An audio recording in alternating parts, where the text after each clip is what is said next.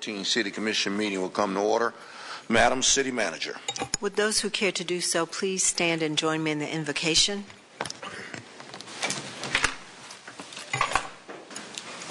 Dear God, we give thanks for this community, its committed leaders, and the opportunity to serve our citizens. In recognition of Veterans Day, we ask for your blessings on all those who have served or are serving their country in armed services and for their families and friends who support them. We ask for healing for the veterans who have been wounded in body and in soul in conflicts around the globe. Unite us in our common goals and purpose and bestow your guidance upon our leaders tonight, that all the business of the evening be pleasing to you and beneficial to the future of our community. In your name we pray. Amen. Amen. Pledge. I pledge allegiance to the flag of the United States of America and to the republic for which it stands, one nation, under God, indivisible, with liberty and justice for all. Thank you, Madam. As many of you see, before I ask for any modifications, a lot of us have some T-shirts on. Live United, and we're going to do something with those a little later on, are we not? Or are we just going to show people? You don't have on yours, Madam Manager doesn't have on hers, but the rest of us do, and it really is to show our support. Heather, she's here. Stand up. Heather Mitchell, head of the United Way, she's here. And are we going to do something later on? She'll have a chance to speak in a moment, Mayor. All right. Okay, well, wait. Are there any agenda modifications? Yes, Mr. Mayor and Commissioners, we have two consent items pulled for discussion.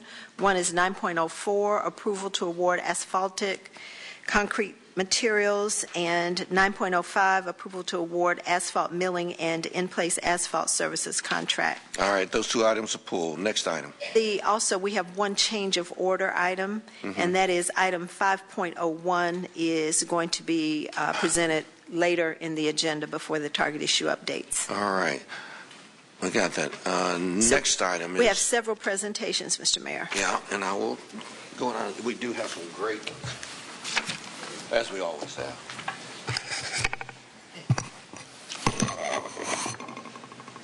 I can't get rid of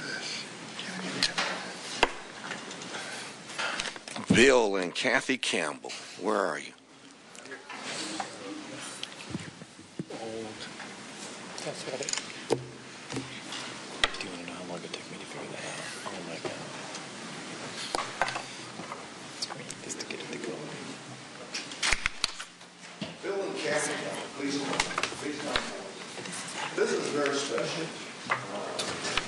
We are Mr. Mayor, can you pull the microphone to you? I'm sorry. Hello. Am I on? Can you hear me now? Can you hear me now? All right. Bill and Kathy Campbell are winners in the Choose Tallahassee Home Free Contest. And I'm going to read a proclamation, and then you guys are going to take the podium, okay? And this is a little bit long, but it's very, very important because we want all of you all to understand what we're trying to do here in the city of Tallahassee for us baby boomers. That you are? All right. So am I. Whereas an estimated 1 in 4 members of the baby boom generation are expected to relocate as they approach the end of their careers, thus creating a potential relocation market as large as 18 to 20 million Americans. Whereas Florida's 50-plus population already makes a huge economic, social, and volunteer contribution to the state of Florida, sustaining $429 billion in indirect, and induced economic impact per year. That means if you're over 50, you qualify as a baby boomer. All right? Okay. Whereas Choose Tallahassee is an all-volunteer, community-based organization representing all parts of the Leon-Tallahassee community, whose volunteers have committed hundreds of hours of work to promoting our community as a boomer relocation destination without pay or any form of compensation. Whereas the city of Tallahassee, Tallahassee Memorial Health Care, Capital Health Plan, Capital City Bank, and the Board of County Commissioners of Leon County, as well as many private citizens, have supported and aided the work of Choose Tallahassee over the past 3 years. Whereas this broad community-based support allowed Choose Tallahassee to conduct what is believed to be a first-in-the-nation contest awarding a free year's retirement in Tallahassee, attracting hundreds of media stories, tens of thousands of engagements on social media, and hundreds of entrants from all across the nation. And whereas the grand prize of 1 year's free retirement has been awarded to Bill and Kathy Campbell, formerly of New Boston, New Hampshire, after an intensive multi-stage competition involving all entrants to the home free contest, whereas the Campbells now have traded in their New Hampshire snow shovel for North Florida sunshine and have relocated to Leon County. Whereas the Campbells have achieved highly productive careers in meteorology and marketing and have provided valuable service to country and community, particularly regarding Bill Campbell's service in the United States Marine Corps, a veteran. Thank you for your service. And raised 3 children and now enjoy 2 grandchildren, have another one on the way. Whereas the Campbells demonstrated their family commitment to Leon County by hosting their daughter's wedding in McClay Gardens on their very first weekend in our community under the spreading limbs of the moss-draped live oak and the time-honored Tallahassee style. And whereas Tallahassians are delighted, we truly are delighted to welcome the Campbells and all other newcomers to our wonderful community and look forward to their many contributions to strengthening our community and sustaining a high quality of life. Therefore, I, John R. Marks, on behalf of the Tallahassee City Commission, formally welcome Bill and Kathy Campbell as the winners of the Choose Tallahassee Home Free Contest and recognize the sponsors and supporters of and volunteers of Choose Tallahassee for their contributions to making Tallahassee a warmly welcoming place for relocating baby boomers and people of all generations. Ladies and gentlemen, some of our newest citizens, Bill and Kathy Campbell. Bill.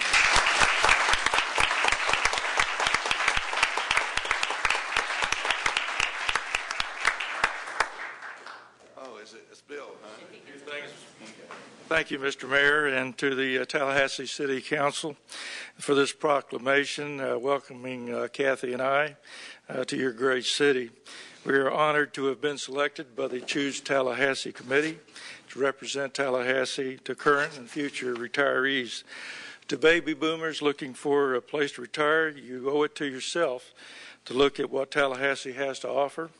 Not only great weather, but a vibrant city, excellent medical facilities, continuing education, opportunities, and plenty to do for an active retiree lifestyle.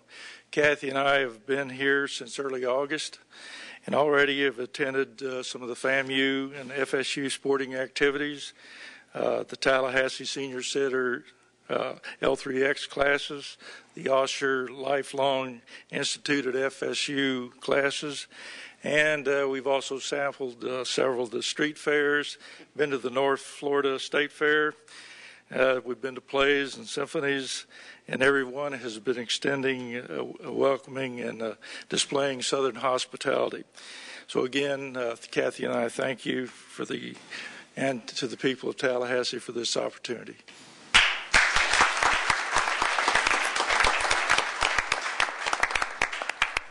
I don't have a prepared speech, but we are very grateful to the city of Tallahassee.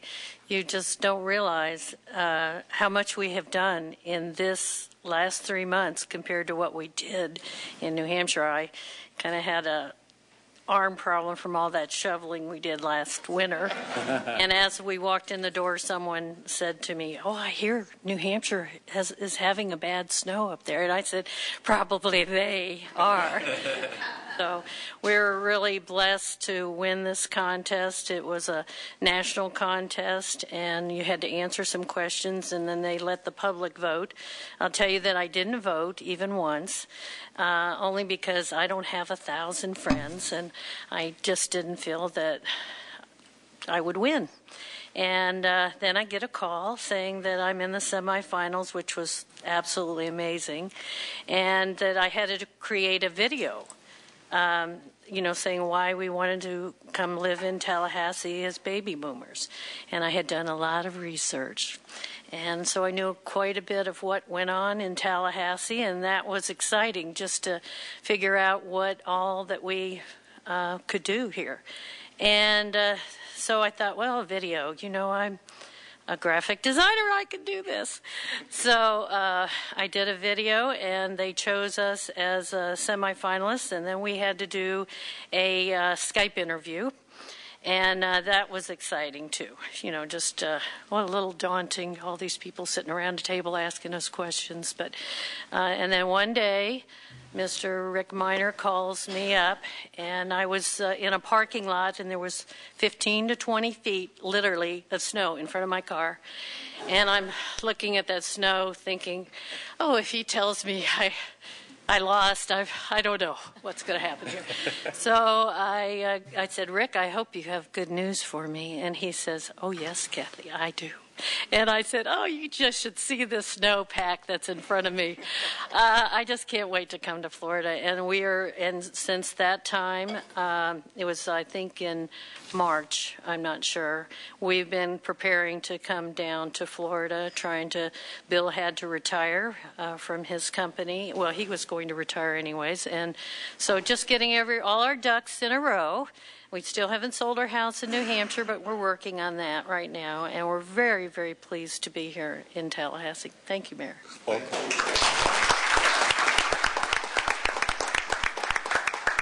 Jeff Burlow, who's been intimately involved, and they would like to say a few words. I got to give props, if you will, to Rick Miner from my office.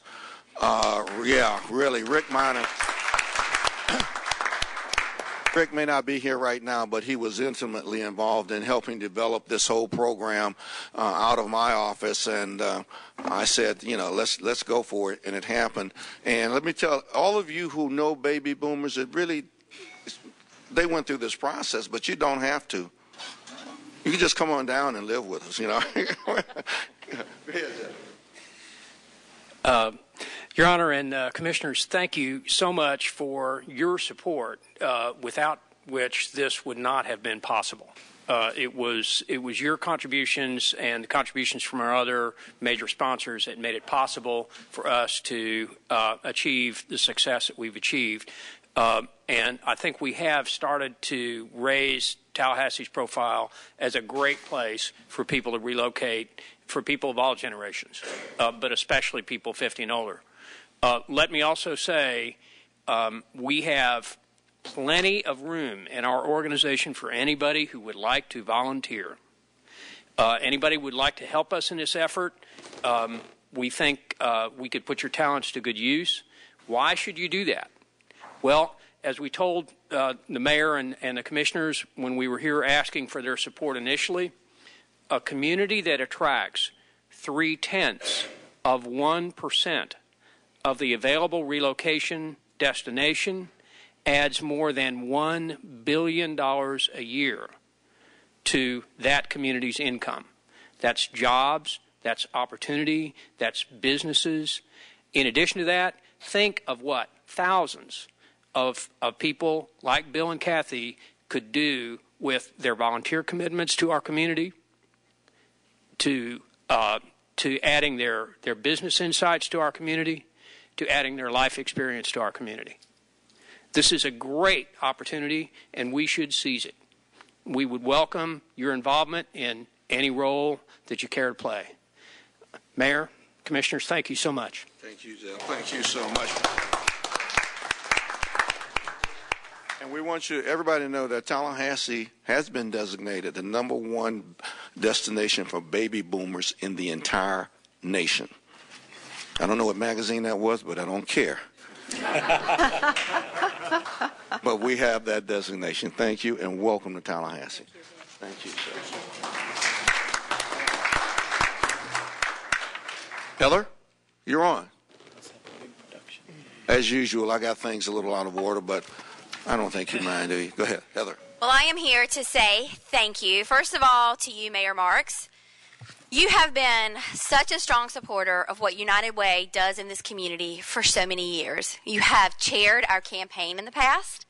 You have been a longtime leadership giver, but you've also spoken the message of what this organization really does to people in this community and how it seeks to move people forward in their own life. And so, thank you.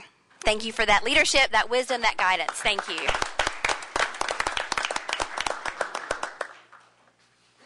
When Jane and I chaired the campaign in 2000,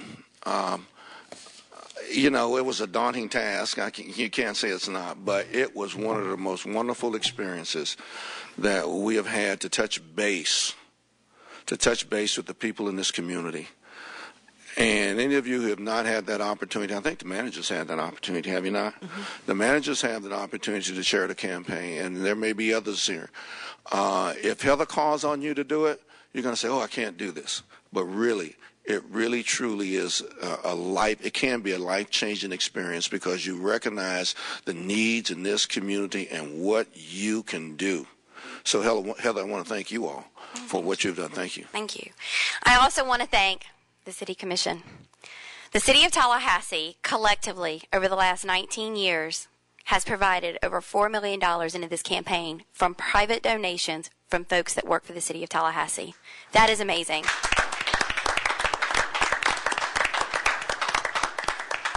The partnership that we have with the Community Human Services Partnership is 18 years running. Collectively, we have invested over $80 million into safety net services for agencies that need those dollars to help people in our community. We are the only United Way in the country out of 1,300 plus that shares this walk with the city and the county. So we thank you for that partnership as well. It's important. And the reason it's important is because it creates a strong coalition to deal with health and human service issues in a community partnership way. We all have a piece of that pie. And when we can help people in need and put them in a place where they become stable, that becomes an economic driver. That helps our crime rate, that helps health insurance, it helps our local economy. It drives home what we all can do when we do it together. I know you all are in the middle of your campaign right now. I saw all the suites up on the 4th floor earlier today when I was visiting with Commissioner Miller. I saw one of you had a few more tickets in your jar than the other earlier today, but I know people were furiously putting them in. But again, thank you for getting involved in that. You all are the leaders, not just of this community, but within the city of Tallahassee. Your support shows those folks who work within the city how important this is because you've lent your time, your talent, and your treasure to it. So thank you for that. And you, sir, have been an amazing chair this year. Thank you. It has been so much fun to work with you. We can't wait to see how you all end up. And Isn't that how it really works? It's all fun until you see where the results are? You know what? The City of Tallahassee has actually won in the last 3 years 2 of our most creative campaign awards. You all never fail to please. You are creative. But you use this campaign for what other companies in this community could do as well. Team building, morale boosting. It's a chance, it's an opportunity to get people together to, A, talk about needs in our community, and B, what people can collectively do together about those needs. That is what you all do. You are one of our most important partners. We really value what we all do together, and we just appreciate the fact that you do this walk. I can tell you that there are a lot of municipalities in the state of Florida, and very few of them are as strong as you are in your partnership with this United Way. So thank you for that.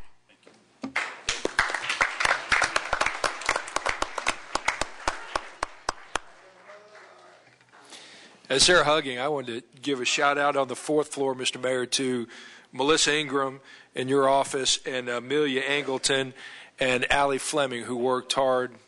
Yeah, it's Amelia, not Amanda, that worked so hard. And Amelia's upstairs. Thank y'all. Everybody stand up. Love the shirt. Everybody stand up and show their colors, okay? We really believe in that.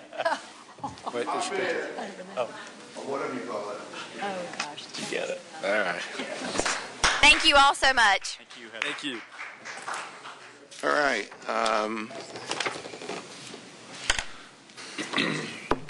Well, George Schumacher, Donald Bassett, Doyle Kemp, Kenneth Thurston, David John Tranchen, please join me at the podium. This is really good. Come on, you guys. This is really good. This is another part of our a part of our community as well, and you all will understand why it is as I read this proclamation. Whereas it is fitting that this city commission should recognize those organizations that have reached a milestone in their illustrious history. And whereas the Jackson Lodge of Tallahassee, Florida requested dispensation from the Grand Lodge of Alabama dated November 21st, 1824. Whereas dispensation to form a lodge of Freemasons dated June 3rd, 1825. And first meeting on June 23rd, 1825, predating the incorporation of Tallahassee, Florida, as Florida's capital. Jackson Lodge, under dispensation, was organized under the authority of the Grand Lodge of Alabama on June 3, 1825. Whereas the lodge was chartered as Jackson Lodge number 23 by the same grand body on December 19, 1825, whose elected officers were Colonel Robert Butler, the first surveyor of the Tallahassee Territory, selected as the first worshipful master Robert W. Williams, senior warden, Isham Green Searcy as junior warden, and was named for the most worshipful brother, General Andrew Jackson, who served 2 years as Grand Master of Tallahassee in 1822 to 1823 and 1823 to 1824. As the first territorial governor of Florida and as the 7th president of the United States. And whereas in 1830, Jackson Lodge number 23 of Tallahassee invited Washington Lodge of Quincy and Harmony Lodge of Mariana, both chartered by the Grand Lodge of Georgia, to meet with all of its hall to consider forming a Grand Lodge of Florida. Convening on July 5th, 1830, this convention adopted a resolution to form the Grand Lodge of Florida. And whereas on July 9, 1830, the lodges met to adopt governing rules and on the following day elected and installed officers. And whereas Jackson Lodge in 1902 constructed and began meeting in the building located on the southwest corner of Park and College Avenues, now known as the Governor's Club, until 1968, subsequently constructing and moving to their present location at 2818 Appalachia Parkway. And whereas since its founding, the Jackson Masonic Lodge number 1, Free and Accepted Masons, has been known for its contributions to the community, evidenced by their aid to needy families and worthy local charities, remembering the wisdom of lodge members throughout the year, but especially at Christmas, and sponsoring youth groups for young men and women. And whereas the membership of Jackson Lodge takes pride in being an integral part of the community and represents a wide spectrum of citizens of Tallahassee, Florida. And whereas the current elected officers, as I call your name, would you raise your hand? George Shoemaker, the worshipful. He's in jury duty. He's on jury duty. He's right across this. Right across. Let's go. Okay. George Shoemaker, the worshipful master. Donald Lee Bassett, senior warden. Doyle Kemp, junior warden. Kenneth Thurston, treasurer. And David John Trenchan. Did I say that? That was close enough? Okay. Secretary.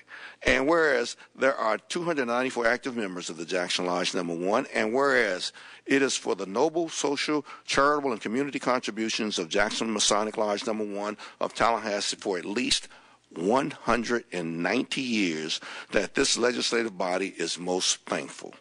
Now, therefore, I, John R. Marks, on behalf of the City Commission of Tallahassee, Florida, hereby congratulate the members of and officers of Jackson Lodge number 1 for 190 years of meritorious service to their community. That really says a lot. 190 years continued existence. Thank you all, gentlemen, for what you all have done for the city of Tallahassee. Thank you so much.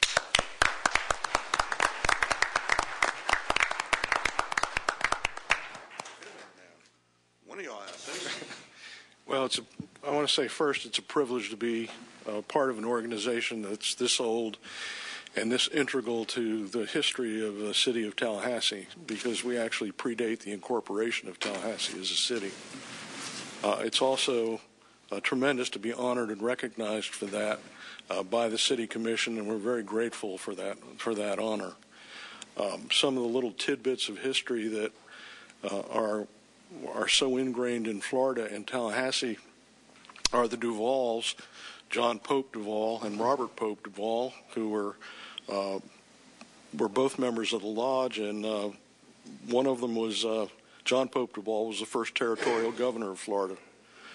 Robert Butler, Colonel Butler, was the first surveyor of Florida and determined the location of the prime meridian that's located at Cascade Park right now in a special memorial there. And Robert Butler is buried out on the western end of Lake Jackson right now, and his grave is maintained by Masons here in town. It's a little-known historical marker. But like I say, we're very grateful to be such an integral part of the history of Tallahassee and to be honored by the City Commission, and we appreciate that very much. Thank you.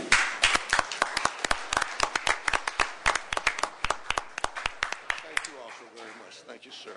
Mr. Mayor, I just wanted to add to my brethren there, Jackson Lodge in the first location, which you talked about with the Governor's Club, also served as the first church, the first schoolhouse, and the first city hall that Jackson Lodge allowed this city to have in its very formation.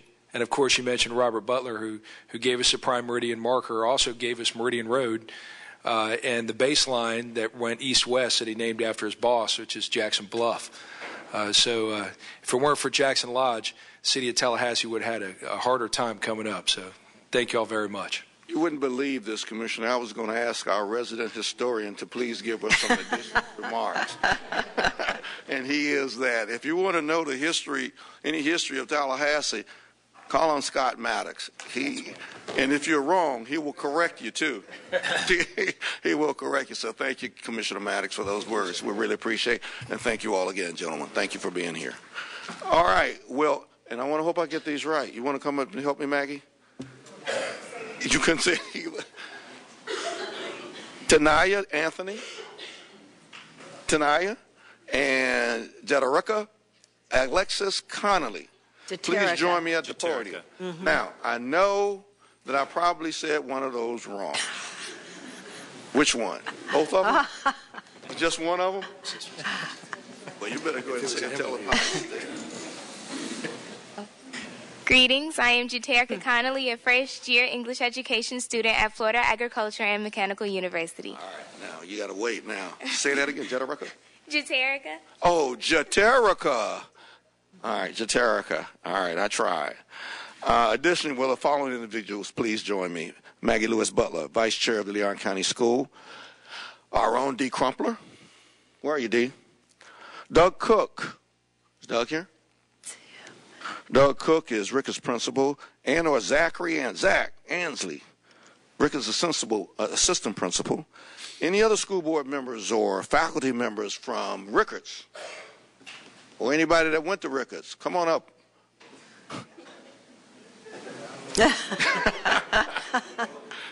Come on up. Anybody that is an alumnus of Ricketts? Hey, rep. That's Hall right. of Fame inductee at Ricketts, as well as the School of Business at Florida A&M University. Mm-hmm. Alan Williams has been inducted to both. So any other Ricketts, well, what are you? Y'all are Raiders now. Any other Ricketts Raiders? All right. As part of the City of Tallahassee's commitment to the South Side, the Ricketts High School Scholarship Program has funded college scholarships for numerous graduates of James S. Ricketts High School. Scott. James S. Ricketts, give us the history. All I know is that it was the best 6 years of Alan's life. Okay. Probably the most difficult, too. Okay. Since the program's inception in 1991, the scholarships have served as a motivation and incentive for Ricketts students to give back to their high school and to serve the Tallahassee community. Participants receive up to $1,000 per semester, contingent upon completion of volunteer hours and compliance with scholarship eligibility requirements. The recently inducted students into the program all exhibit characteristics of their commitment to education in our community by having volunteered in various capacities while in high school and continuing that service now during their post-secondary studies. Tanaya Anthony is a first-year pre-med biology student currently attending Florida A&M, Florida Agricultural and Mechanical University. While in high school, Tanaya was honorably recognized by the FAMU Educational Talent Search Trio program at Florida Young Scholars. She was a member of the Ricketts Girls weightlifting team and served as assistant dance director of her church's Praise Dance Ministry. Tanaya has completed over 180 hours of community service hours at the Terrence Fragley Community Center and enjoys mentoring and tutoring children there at the Ricketts High School. Tanaya plans to attend medical school and work in the field of obstetrics and gynecology. Jaterica. I got it right. Jaterica Alexis Conley was an honor student at Ricketts High School. She was a member of the National Honor Society, Spanish Club, and marching band. She also participated in the Professional Opportunities Program for Students, commonly known as POPS. As part of this program, she served as a summer intern in the city manager's office. Did she do good? She did great. All right, we just want to make sure. Yes. Okay. In the city manager's office. She is now attending Florida Agricultural and Mechanical University on a full Distinguished Scholars Award Scholarship and is majoring in English education. She is a member of the FAMU Gospel Choir, Unidos organization, and Honda Campus All-Star Challenge Trivia Team. Like trivia, huh? Jaterica? Is that right? Jaterica's volunteer service includes the Angel Sharing Tree, Tally Fiesta, Hispanic Heritage, Relay for Life, Miracle Hill Nursing Home, and the Ronald McDonald House. She is the daughter of Reverend Gilbert Connolly and Julie Connolly. She sings in her church choir and serves as secretary of the Sunday school. She plans to obtain her Ph.D. in English and become an English professor. These are two wonderful, outstanding young ladies of our community, and they make us very, very proud. Let's give them both a round.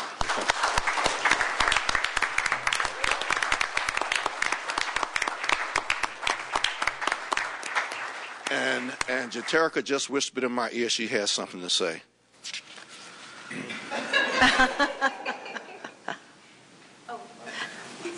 She didn't, but I figured she would like to. Okay, good. Hello, I'm Jaterica Conley again. I already said my greeting, but I would like to thank the City of Tallahassee for all of the opportunities it presented for me. If it wasn't for the growth I learned in the City Manager's office, I wouldn't have been able to succeed in all my other endeavors and receive the scholarship, and I would just like to say thank you again.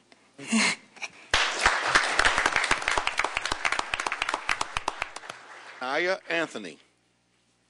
Hello, I again am Tanaya Anthony, and I am honored to be here at this meeting, and I'm honored to be a recipient for the scholarship. Excuse me. And again, thanks.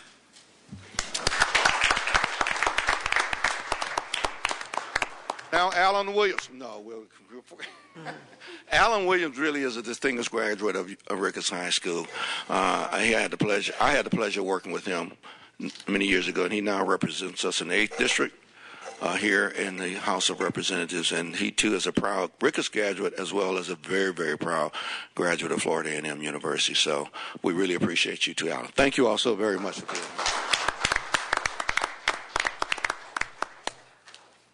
Is that it? We have the Winter Festival schedule announcement is next on the agenda. No. Ashley Edwards is going to present that item. We hear bells. I hope you don't mind, but I brought some friends to help me. Good evening, Mr. Mayor, Commissioners, Madam Manager. We're so excited about...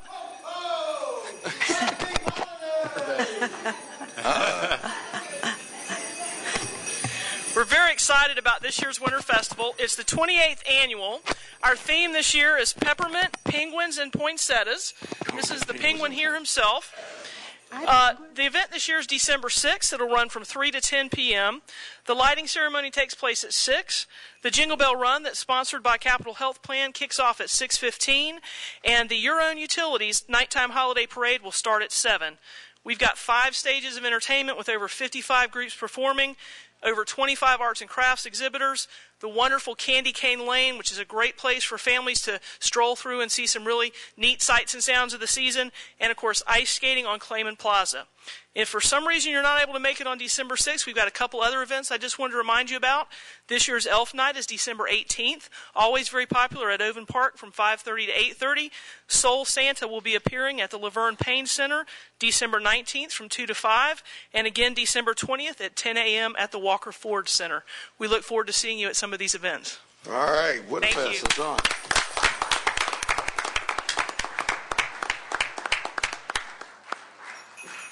Thank you very much for that announcement. Next item. We're on citizen input on agenda items, Mr. We have any citizens' input? Mr. Mayor, we do. We have several speakers. The first few will be on item 9.05 that was earlier pulled from consent. The first speaker on that item will be Brian Cherry. I'll ask speakers to approach the microphone to my right, your left. You'll have 3 minutes for your remarks, and a signal to your left will be green, and then we'll turn yellow with 30 seconds remaining, and red when your time has expired. Thank you. Mr. Mayor, as the first speaker comes, I had someone hand me a folder that someone in the audience had brought that may be related to item 9.05. It looks like they were going to fill out a speaker form, but either did not or gave me a speaker form separately. So if you're missing a folder, it's right here. Mr. Cherry, thank you. Thank you, Madam City Manager, Mr. Mayor, Commission.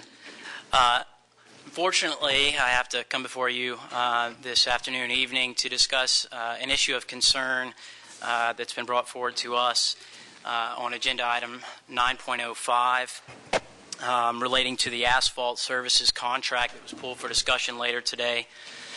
Two concerns come out of this after review of the bid tabulations. The first concern, as you'll see before you on the official bid tabulations, come on line 27, 28, and 29. On those lines, you will see that PV & Sons, who is the lowest bidder on this IFB, their prices are significantly lower when compared to the other three bidders and responders on this particular item. Per Section 19 of the instructions that were provided to the bidders in the original solicitation, the city reserves the right to reject any and all bids if prices submitted by bidders are irregular or unbalanced, either excessively low or excessively high. I think by looking at the item before you, you can see pretty clearly that those prices submitted by PV & Sons were excessively low when compared to the other contractors. Second concern arrives with how PV & Sons arrived at their price. If you go back in the handout that I gave to you on the second attachment, you'll see PV & Sons prices from 2012. You'll notice that that price submitted in 2012 for the same agenda item is 5 times higher than the price that they submitted in 2014. So the question that comes before you today and before us, so that we don't know this answer, is what information did PV & Sons have in regards to specific to spot milling, lines 27, 28, and 29, that the other contractors who submitted a response to this IFB did not have. Section 19 was created for instances just like what is before you today. It gives you the right to see an imbalance in the prices in an IFB, and to be quite frank, I have no idea how this even became before you today. I would have thought that staff would have prevented this, would have recognized and acknowledged that there was imbalances in this bid that they should have noted prior to today. So with that, I will close. I will be glad to answer any questions that you may have. But again, I would reference you very clearly what will stand out on that sheet before you. When you compare the prices, they're not even close. In fact, line 27 is 6 times lower than the next lowest bidder. So with that, we would ask that you would reject PV's prices and award to the next lowest bidder after evaluation. Thank you. Thank you very much. Let's hear the speakers. Okay. This is an item that's going to come up, and we can discuss. This is the time when we take on it, those speakers here. Next speaker. Next speaker is Dave Eriks, and he will be followed by David Metcalf. Those are the only other two speakers I have on this item. Mm-hmm. Good evening, Mayor, Commissioners. Lived here since 1982, and you know the business I'm in other than the bar business, but this is the first time I've ever appeared before you for a client, because I've, up until now, avoided it. But I took on this client mainly because of Brian Cherry and our firm, he's a young lobbyist, and at the same time, Mark Mitchell from Capital also is a young man trying to build a business. And I think that, I want to be part of helping him out. But I'm going to talk about another issue that this bid affected, and that's called preference. You recently have changed your policy to allow preference to other counties. In this particular case, Capital also has their plant here, their businesses here, they buy electricity here, they pay their taxes here in the city of Tallahassee, and they are now going up against companies that are, other businesses or other companies. And I'm not just talking about somebody who puts a satellite office in here to get your preference numbers. I think we should be looking in the future, or quite frankly, I don't believe it should have ever been changed, and I don't know a lot of people know it. I don't think a lot of people in Tallahassee that have businesses here know that if they put in a vendor contract here, that surrounding counties get the same preference. And so I'm here to really speak about the overall issue, because Capital also would have won this bid if they would have given a preference to a city of Tallahassee and not surrounding counties. Thank you, Mr. Eriks. Next speaker. Next speaker is David Metcalf. Mr. Metcalf. Thank you, Mr. Mayor, Commissioners. Give us your name and address. Yes, my name is David Metcalf. Address is 2612 Centennial Place. This issue should be pretty straightforward. The city put together bid documents based on the anticipated requirements of the city for the upcoming 3-year period. Those were put out for 4 local contractors to bid on.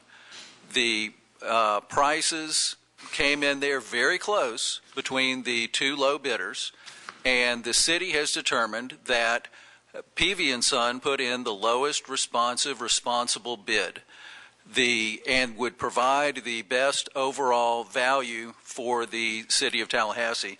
One of the speakers earlier said it was surprised that it should come up here before you tonight, and I would agree with that, because if Capital has a problem with the way this was done, they had an opportunity to protest the quantities that were put forth in the contract documents when they were put out for bid. They did not.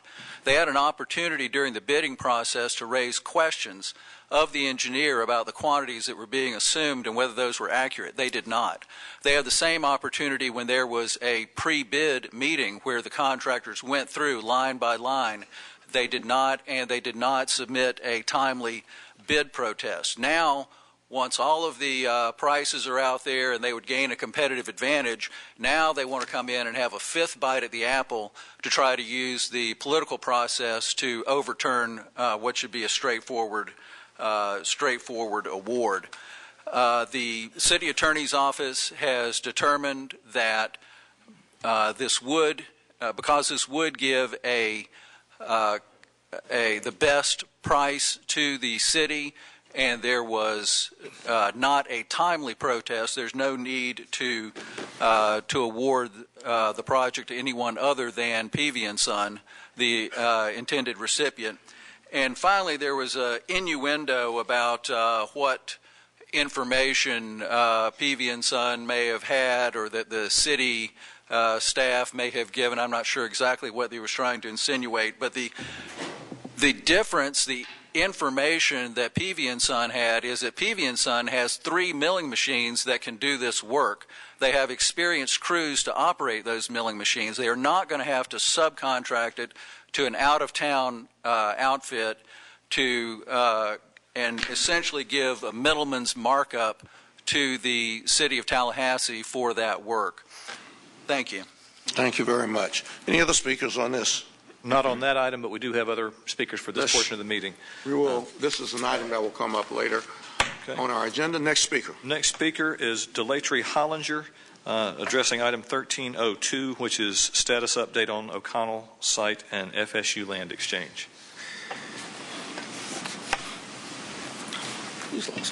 Good afternoon, Delatry Hollinger, 501 Alpha Avenue. I wanted to address item 13.02 and some items that were mentioned in the site history. As you all know, during the lunch, as it states in the item, during the lunch counter sit-ins in the 1960s, several students were arrested and incarcerated in the old jail on the Firestone parcel. As a form of protest, rather than accept bail, the students chose to remain in the facility, and it actually was the first jail in the entire country in the civil rights movement. So I believe the cabinet approved this on today. I'm not sure. I was at the cabinet A's meeting on last week, but I'm not sure what happened this morning. I wanted to say that I know that at the, I believe, September CRA meeting, some commissioners mentioned that this particular part of our history we shouldn't preserve because it's a dark piece of history.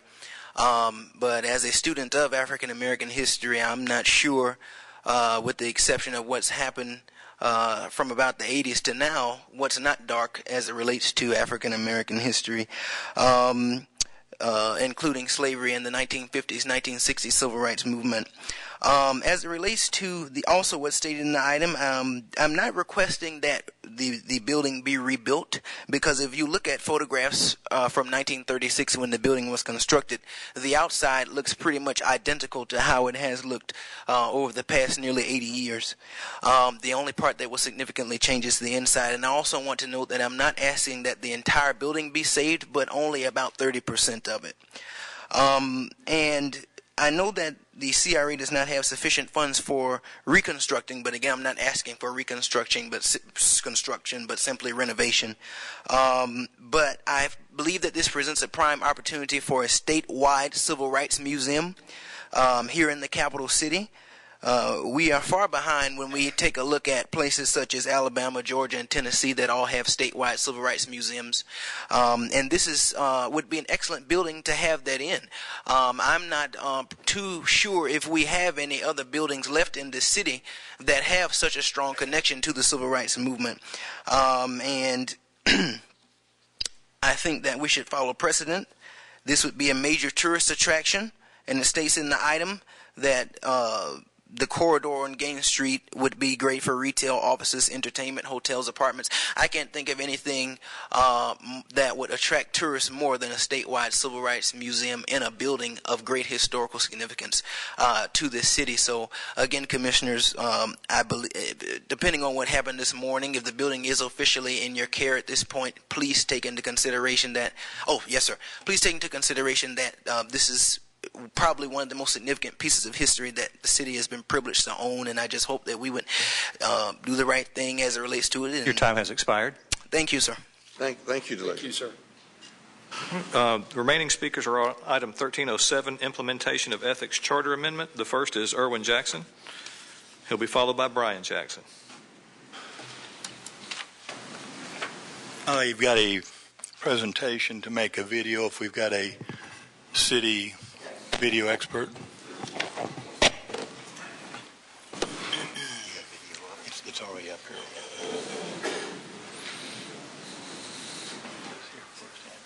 Here it is. Here. Click there twice. Okay, now stop it. Okay, now can you turn these things on? We only have 3 minutes. Okay. Thank you very much. Dr. Erwin Jackson, 1341 Jackson Bluff. During the past 4 years, I have stood here before this commission, exposed self-serving and corrupt actions by members of this commission. On November 4th, 2014, the citizens of Tallahassee spoke clearly as one, demanding the establishment of an independent ethics office. The Tallahassee Democrat refused to endorse our efforts. Every city commissioner, except Gil Ziffer, spoke out against this citizen initiative. I have a 3-minute and 10-second video entitled Victory in Tallahassee, Ethics Reform on Its Way. I'd like to present at this time. I'll let you know when the 3 minutes have expired. I don't know that you'll have time for a 3-minute video. Let him play the whole thing. Something big just happened in one of America's most infamous political battlegrounds. Something that stops big money from corrupting politics and puts power back into the hands of the people. Citizens need to take back their government, and we've done that here in Tallahassee. The story of how they won should matter to every American, because today we have a government that only listens to a tiny fraction of our population. It means that we get stuck with laws that are bad for us and good for them. It affects every issue at every level of government. It's rampant, systemic, and worst of all, it's legal. We cannot ignore this corruption anymore, because there is no sensible reform possible until we end this corruption. It all started when a community in Florida decided to show America what is possible. They set out not only to protect their own government from big money's influence, but to create a model for communities across America to do the same. Corruption is an issue that the left and the right can come to an agreement on and work to effect change. Conservatives and progressives put aside their differences and got to work.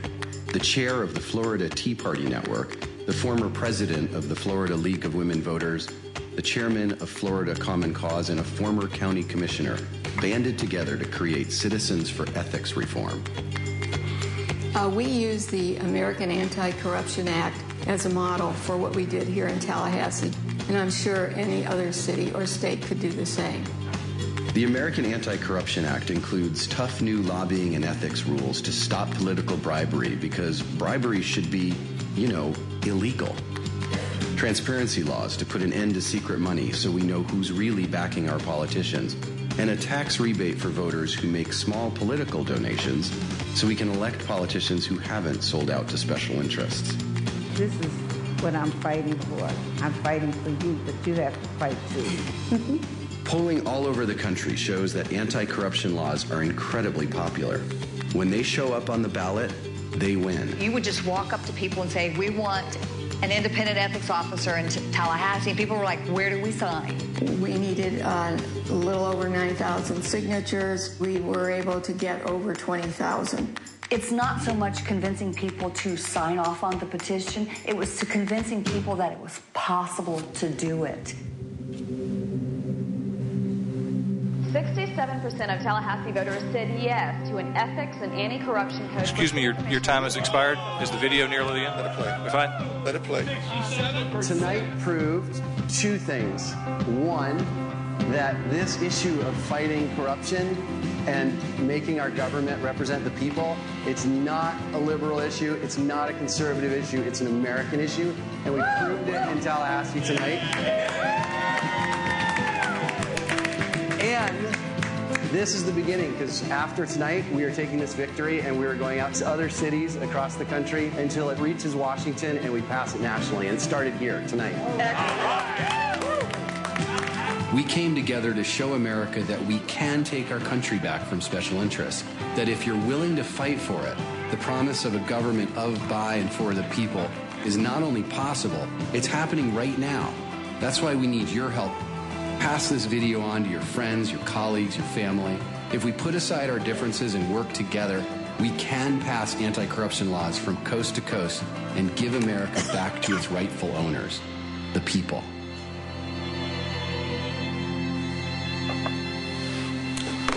Next speaker. Next very speaker, much. Brian Jackson. Brian Jackson will be followed by Dan Krasner, both on the same item. Okay. Okay. So we'll move from Brian Jackson to Dan Krasner. Dan Krasner, 715 North Calhoun Street. Just on behalf of Citizens for Ethics Reform, I just apologize that I don't think it was appropriate for that video to be here tonight. Speak up into the mic so we can hear you, Dan. Just on behalf of Citizens for Ethics Reform, I would just apologize that you had to sit through that video here tonight. You have a very positive item on the agenda on ethics. your city attorney and treasurer have put together a constructive way forward. Our group, Citizens for Ethics Reform, which if our group would just wave over there, we've been working constructively with the city commission, with the city staff. We have a lot of work to do together. We need to be positive and constructive, which I believe our group and this body has. So I'm thankful for what the city of Tallahassee has done already on ethics.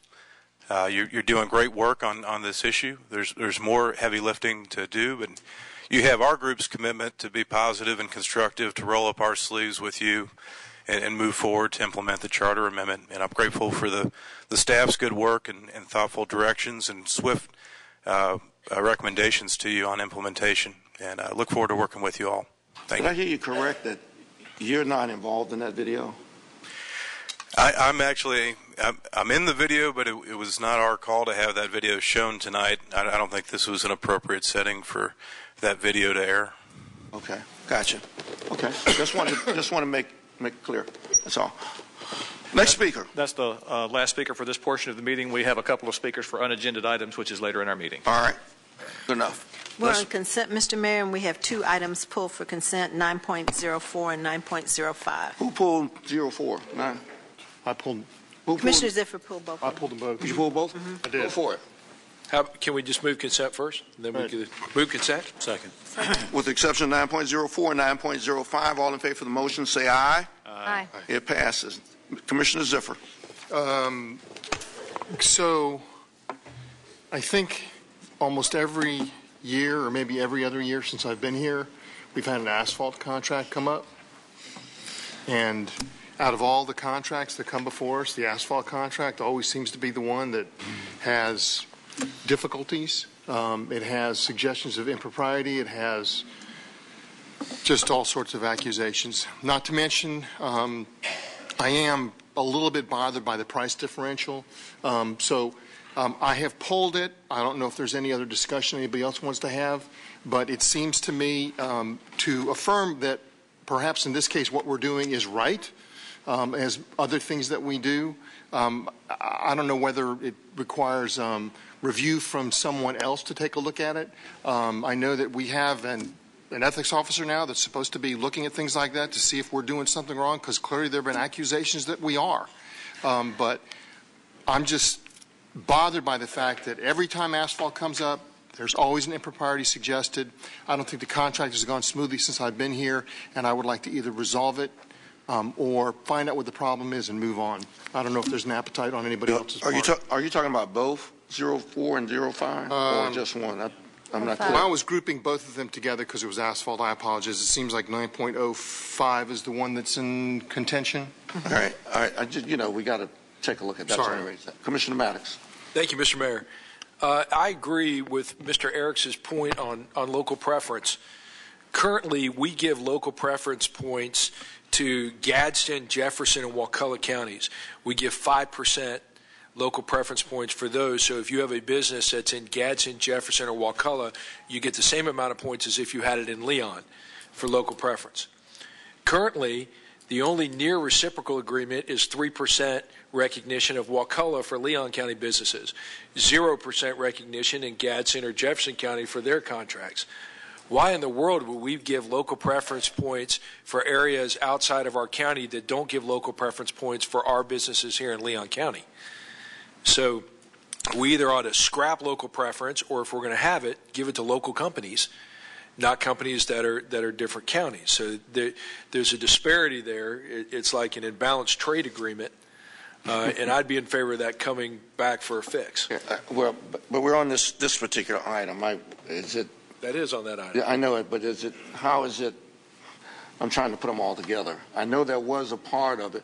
Are you making a suggestion that we now visit the local preference, and as a result of that, now revisit these two items? Well, I think the attorney needs to answer what we can do at this point on awarding these with our bid procedures, and whether, we can just vote on what we think, or there's a process on our bidding procedures. However, that local preference issue needs to be fixed, not only for asphalt, for any business. That's what I agree with you. That's what I'm going. And as you know, Commissioner Maddox, that policy, the Commission has changed back and forth at least 2 or 3 times. At one point in time, it was simply local. At another time, the Commission came back and extended it. I think we've changed it at least 3 times in the past. And I think part of that has to do with the thinking of the Commission at the time related to the economy and, them wanting to broaden the opportunity. But wherever you all decide is where we will be on that issue. Commissioner Miller. Well, first of all, I would like to say that Commissioner Ziffer made all my remarks just as I would have made them. So I appreciate that, Commissioner Ziffer. Thank you very much. This basically should be very straightforward, and yet it is always fraught with controversy, and I really don't understand that. But my question on my limited knowledge of contracting, and that would go to one of our, I guess, to the Public Works Director, is this. What defines an imbalance? What kicks off the statute that is quoted here? And why did this not meet that test?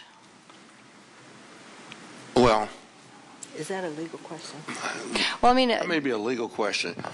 Well, whoever answers, I just would like to know why that didn't meet the test of the imbalance, because if just looking at these 3, clearly there are 2 things that are disturbing to me as far as your look. I don't have any preference myself as to who does the, I am all about roads and I just want them maintained. So we're trying to get there from here. But in the issue of fairness, I'd like to address the issues that have been brought up. And why is this not an imbalance when it's so out of line with the other 3 bids, number 1? And number 2, it's 5 times the price that the same company quoted 2 years ago. So if you could enlighten us on that, please. That would require, if I understand the question, you want to know why the disparities are there. No, sir. I wanted to know why this didn't kick off the trigger in the bidding process of imbalance. I'm not quite sure if I understand. Thank you, Commissioner. The reason that it did not, from our perspective, was that if you look at items 27, 28, and 29, those are spot milling items, and it depends on the depth of the milling operation. But those 3 items are the same 3 items that are earlier in the bid, but the only difference being the quantity. These are smaller areas that require spot milling. So we would have expected a premium for these items in terms of the unit price. And we did see that premium in these items amongst the bidders. The winning bid, which is Peavy & Sons, did not add a premium to the first item, but he did for 28 and 29 of 50% or so from what their previous bid was. If you look at the bid tab in your document, it's very simple. Items 2, 3, and 4 are milling items, but for larger quantities. 27, 28, and 29 are the same milling items, but for smaller quantities. Peavy & Sons held the same price for the 4-inch or less depth and milling, which was $3 a square yard. He did increase the price for the milling between 4 and 8 inches in depth from $6 to $9. That's a 50% premium over that price. Again, we would have expected a premium because of the smaller quantities. On the other hand, the other bidders, and he also added a premium for anything greater than 8 inches in depth, which was item number 4 compared to item number 29. That was 100% premium, from $8 to $16 a square yard. The other bidders did much more than that. When they did the same item again, except for the difference in quantity, they went from $3 to $18, a 600% premium. They went from $5 to $25, a 500% premium, and they went from $6 or new glasses. I'm sorry, $6 to $35, which is 700% premium or 600% premium. So We did not consider the bid unbalanced because if you look at those prices and the differences in the premiums within the bid, as opposed to across the bid, we did not see an unbalance in that, and that's why we recommend awarding this. We think it's in the best interest of the city, which is what our value was, or our evaluation criteria was. Does everybody understand that? No. I'm lost. Well, let me make a comment. Specific questions, Mr. Let me Mayor. make a comment, and that is that, you know, when you deal in the decision-making process, there are two areas you have to do: the process, and whether the process of getting to the final decision was correct, and then you look at the substance, and whether the substance of it.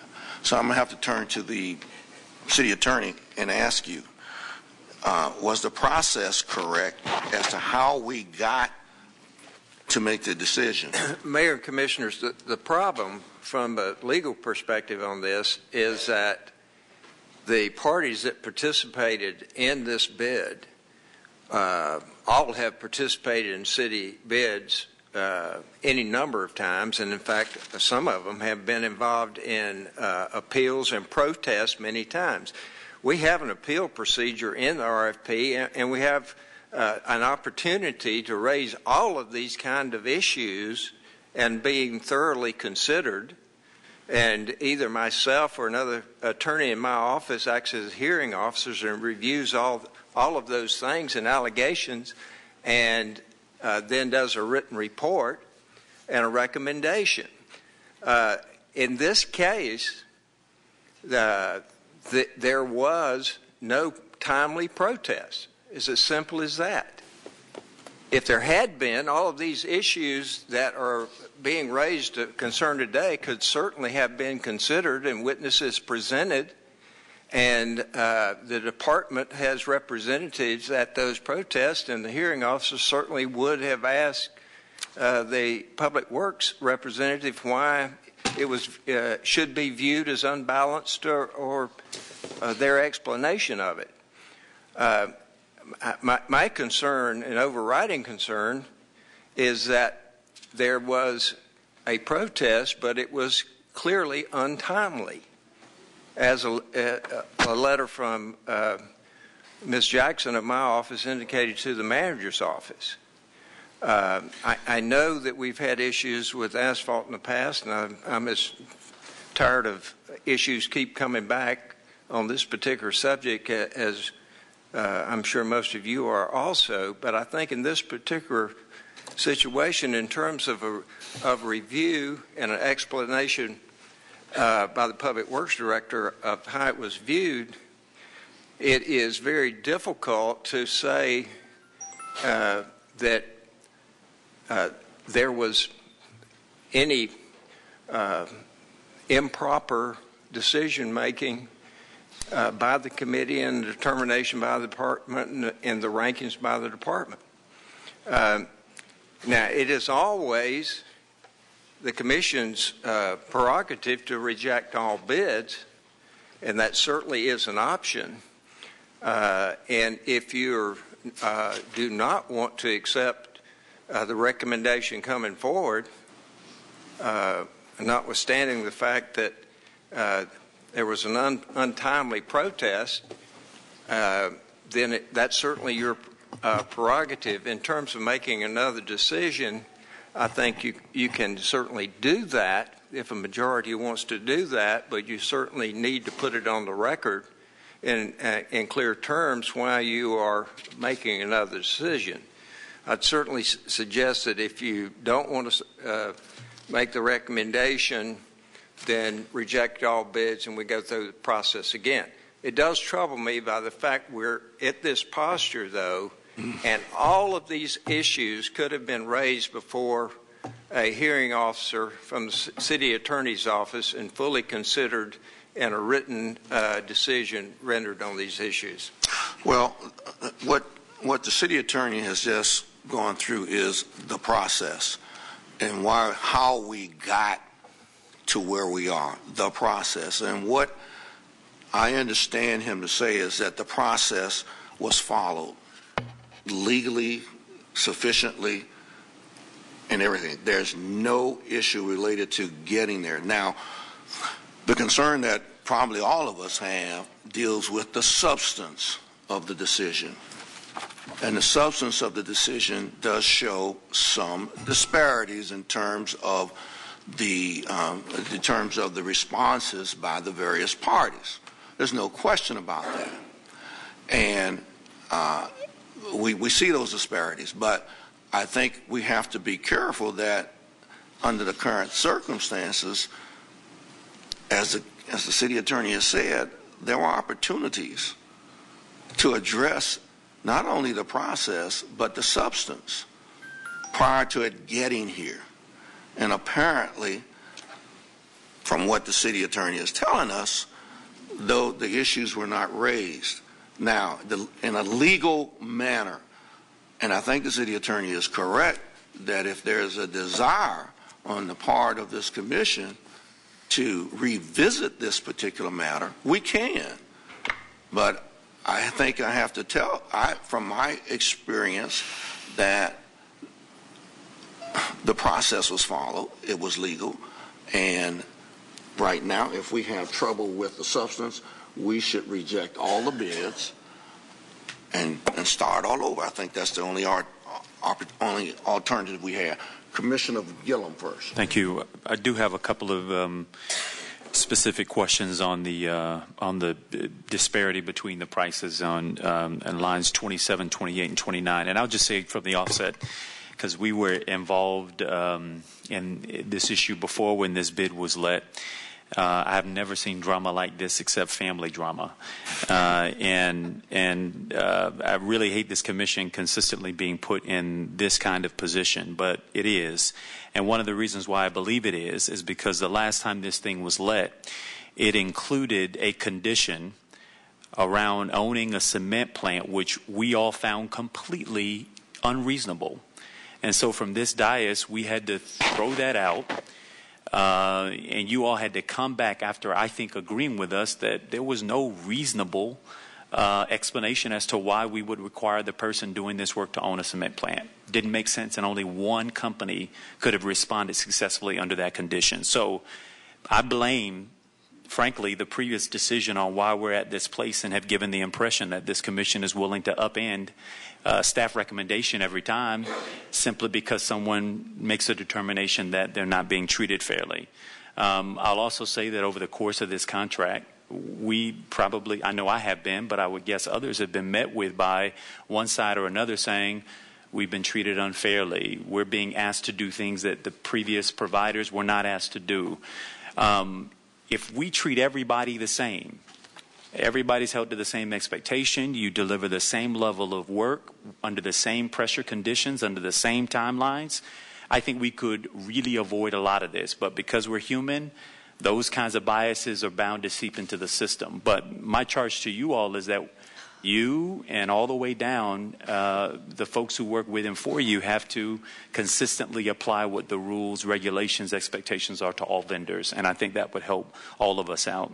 On 27, 28, and 29, is it, and this may be for you and for the city attorney, is it possible that the individuals responding here could have decided that their competitive advantage might be to gut the profit in this particular line, wherever the profit in this business exists, and I don't know exactly where it exists, but you mentioned premiums, and I assume that to mean that's kind of where the variance exists for people to either go up on their price or make some adjustments. So could this be the place where the responders decided, well, this is where our best competitive edge is, we're going to lowball in this area in order to win the contract? And if that was the determination, is that a legal practice?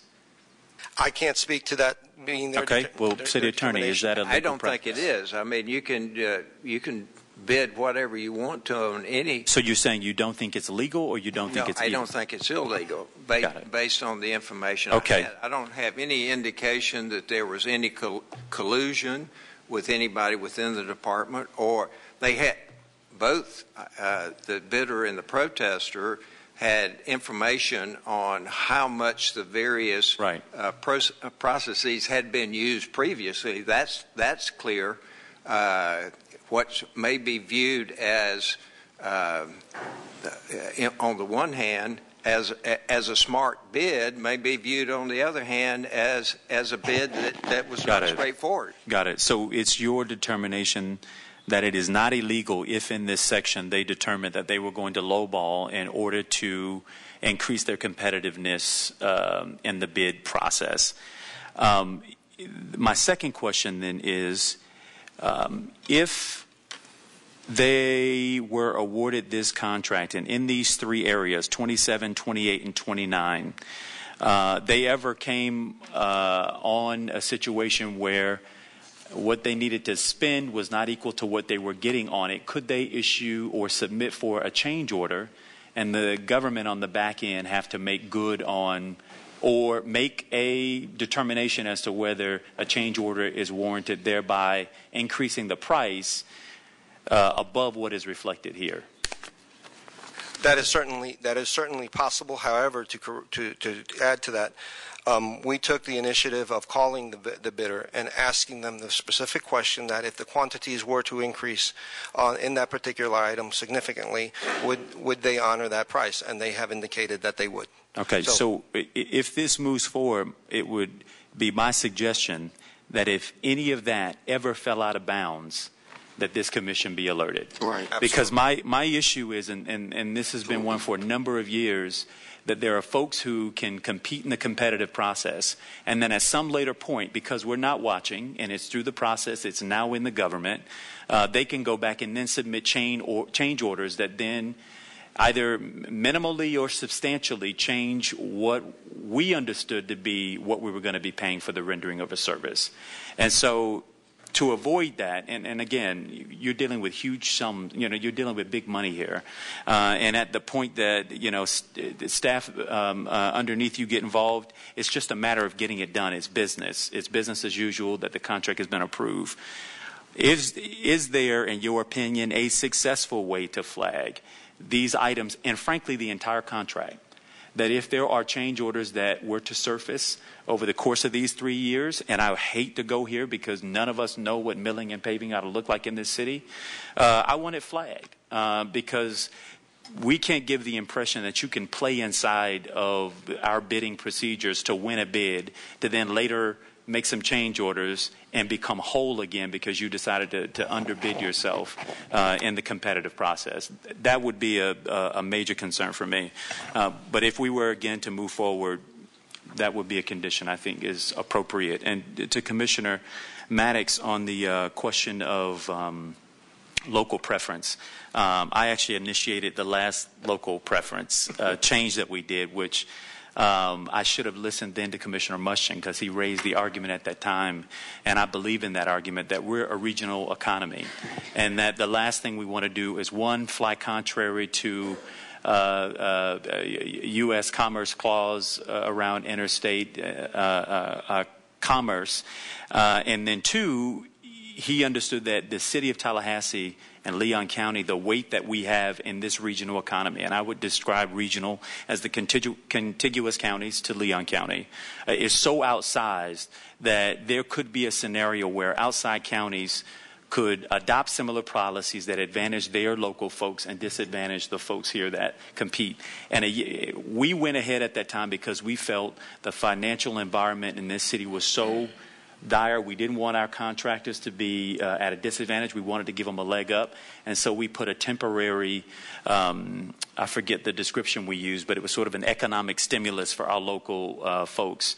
And, of course, a year later, soon after, a contingency of contractor folks came and started visiting us who actually have headquarters outside of here, but are on our utility and do other things, and their employees live, work, pay taxes in this city, and they said this is unfair and we're being disadvantaged when it comes to competing in the city where we and our employees live, so on and so forth.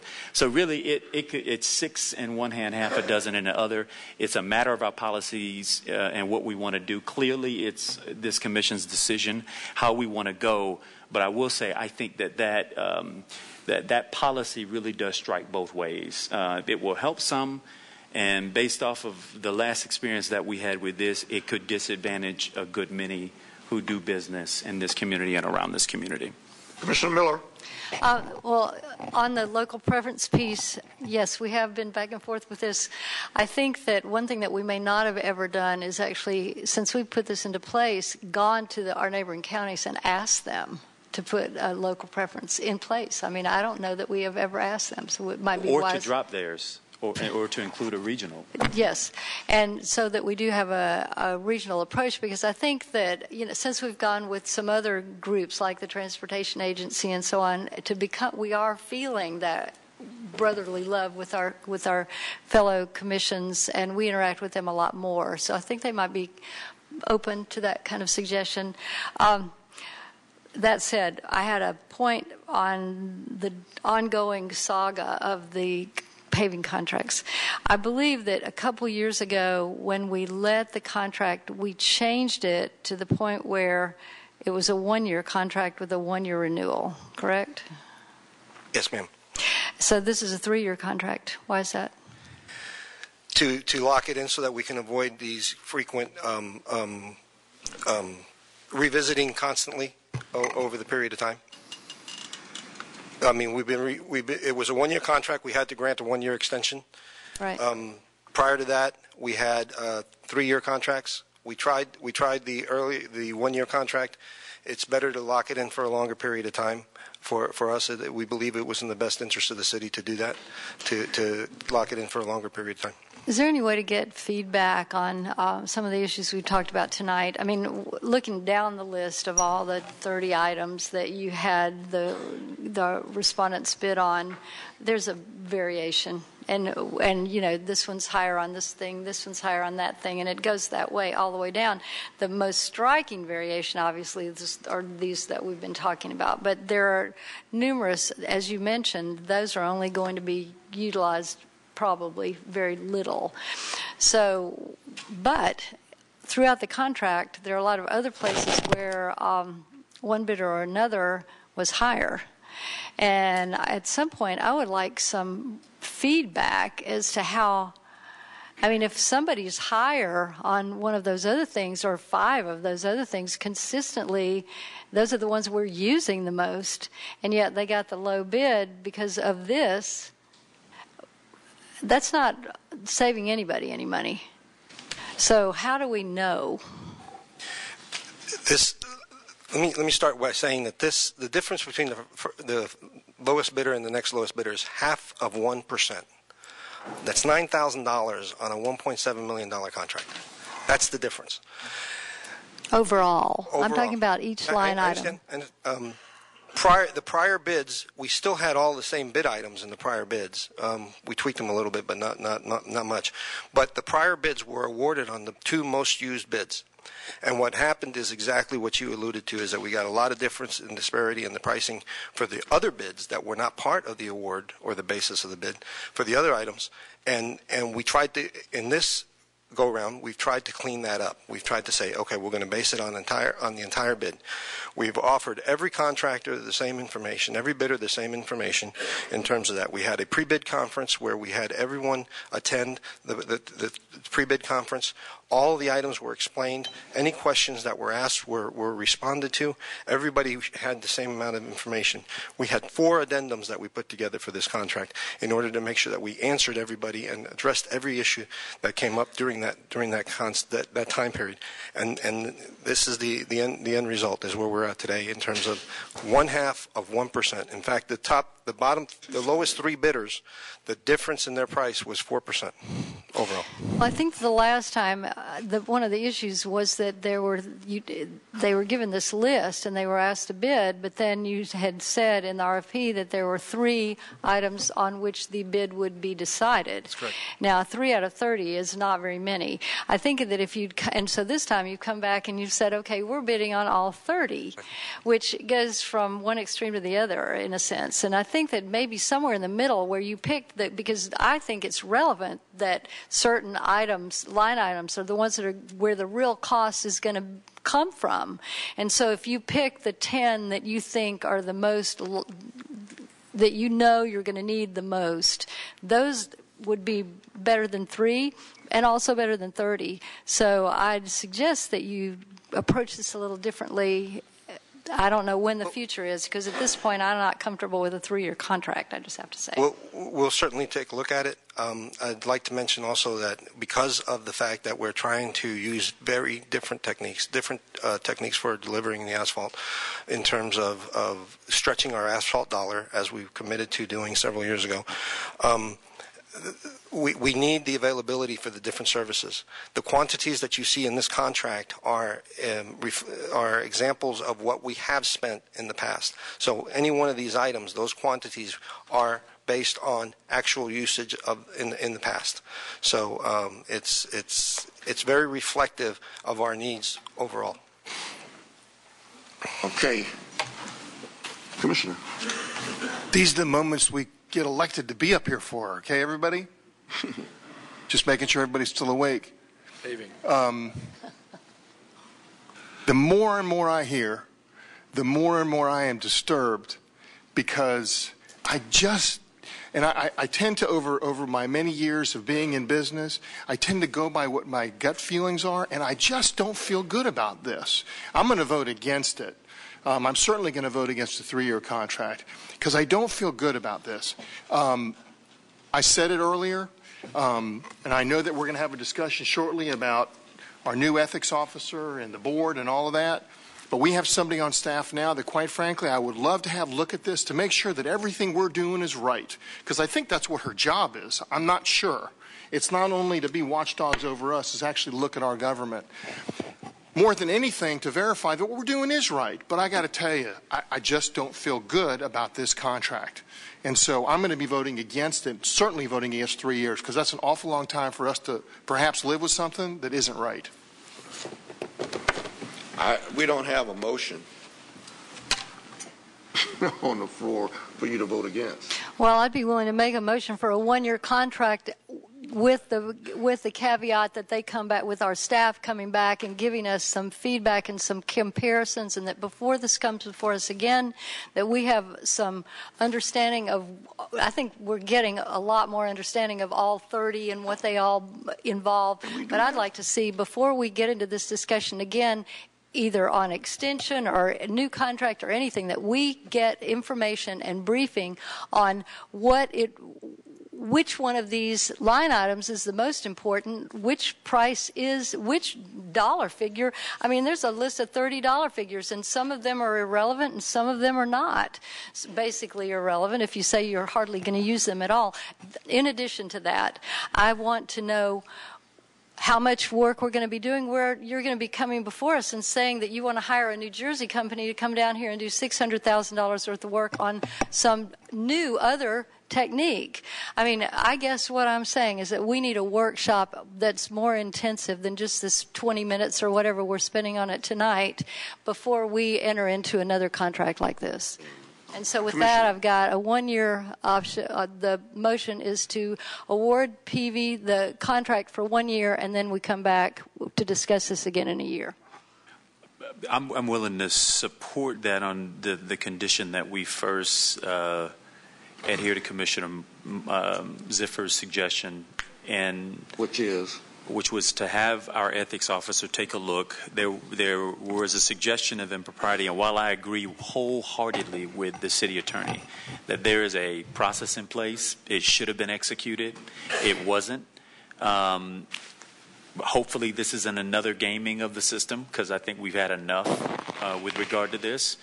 And based off that judgment, we can, with a clear conscience, then move forward one way or another. But until such time, we'll keep going with the current vendor until we arrive at a resolution on this one. But I'd love to see us investigate. Okay, that's different than you seconded a different well, motion. her motion was a 1 year and a 1 year, which No. Different.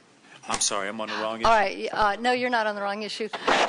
My motion was that we award this particular contract in 905 to the lowest bidder, period. And now the lowest bidder is not the current contractor. See, you said the current You contract. said go on with the current contractor for another year. No. What I was saying was until we have gotten a conclusion back from our ethics officer, that we would continue the current contract until such time as it goes into effect. That's not her motion. That sounds like a friendly amendment, and that's fine. Let me just point two things out. That's a from huge. a legal You're rejecting perspective. the whole contract. Go ahead. Number one, all of these folks bid and put their prices in based on a 3-year deal. Nobody objected to that. They set their prices and figured what they could based on 3 years. Okay?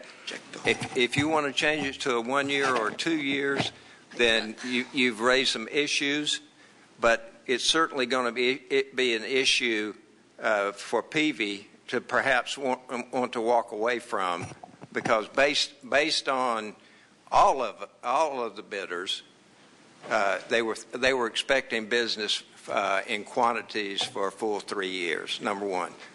Number two, it is certainly your prerogative to have the ethics officer look into this.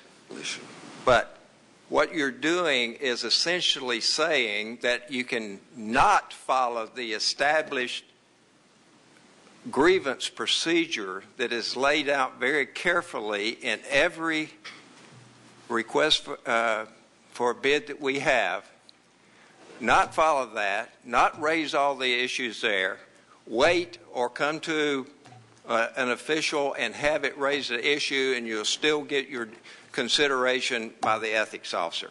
I don't think that's a good process for either the purchasing department, the ethics officer, or the city attorney, who would act as the hearing officer if the process had in fact been followed. Mr. Mayor, we have you here for a reason, and I appreciate your input. This contract is different from the last one in the sense that we passed the last one on a 1 year with a 1 year option for an extension. I imagine at this point it would be possibly an unfair practice if you said go and audit your numbers and come back with a 1 year. What is the thought on that if this commission chose to say 1 year with a possible 1 year extension for the responding firm to either say they can or can't accomplish it under the existing numbers? I think you need to be prepared for that. Obviously, if you're changing the length of the contract that you've had advertised and had all the meetings on, and you have a selected vendor, then if you're going to change those terms, then there certainly should be an option for that vendor to say no thanks, or let's rebid it so everybody knows. The only problem with that, quite honestly, Commissioner, is now that everybody knows all the prices for each of these things laid out there, then there's just as likely to be a question of who got the advantage or disadvantage of that. I get it. The position we're in right now is there doesn't seem to be 3 votes for anything, and so we've got to get out of here with something. Which I understand my colleague down here to say 1 year with a 1 year extension. I'm prepared to support that. I understand your point that the numbers are out there, and maybe the awardee won't be able to accomplish it with that. But I mean, I think that's where at least 2 of us are. I mean, one other option is to reject all 3 of them, all the bids, and start all over. And to me, commissioners, that's the most viable option. It's just, let's start all over rather than getting into awarding something now that is going to last 1 year or 2 years and that kind of thing. You have the ability to reject every one of them. We do not have to accept any of these bids. We're not required to do so. But what you're doing, what you're suggesting is changing the whole dynamics of the bid process, what you're suggesting. And I just don't think that that is in the best interest not only of, I don't think it's in the best interest of any of those who responded to it, including PV. I just don't. So I cannot support that. I would support a motion that would reject all of these bids and give everybody an opportunity to rebid, notwithstanding the numbers, but that's the price we have to pay. Give everybody an opportunity. Next, Commissioner. I'm sorry. The only point we on that, and we run into occasionally, and Gabe, I don't know what the situation is if we if we did a rebid and reject it all, which clearly is a clean way to do this if you desire. Sometimes we get in a problem because the existing contract's going to expire. Well, we'll have to address that issue. What, month to month? Can we go month to month? The existing contract is scheduled to expire in the middle of December. December? December. Right. Middle of December.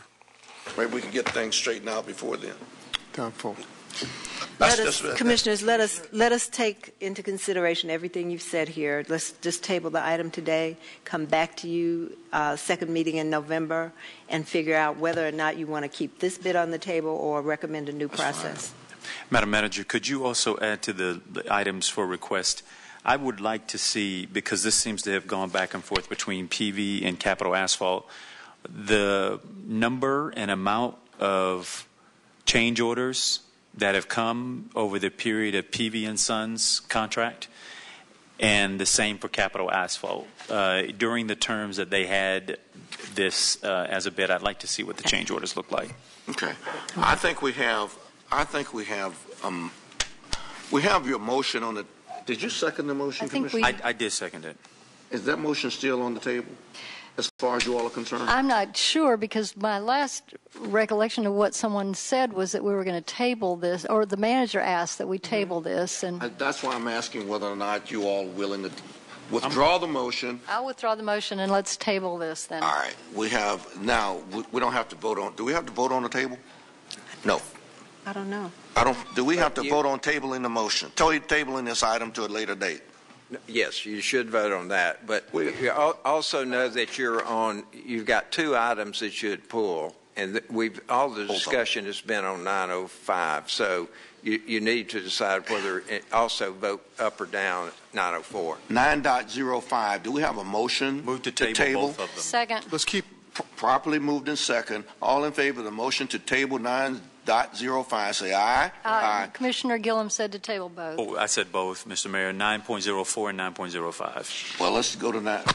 We'll go back just to keep it clean. Okay. Do we have a motion to table 9.04? So moved. Second. Properly moved in second. All in favor of that motion, say aye. Aye. Both motions pass unanimously. Commissioner Maddox not in the room at this point. Next item on the agenda. Next Mr. item. Mayor, so 9.05, we didn't take a vote. We did. Yes, you did. I heard 9.04. No, both. Okay, you so tabled both. And, just to your comments, Mr. Mayor, I am, but for some really good, compelling reason, I'm simply not for throwing out the bids, because I'm not sure that we have yet heard a compelling reason. All we've heard is accusations. So to me, that's not substantial enough to throw out a bid. And that's why, if we could, Mr. City Attorney, and I know the auditor's up there somewhere, just to take a look at this, and that would certainly allay my fears. If we had some verification that everything was fine, that's going to help me out a lot.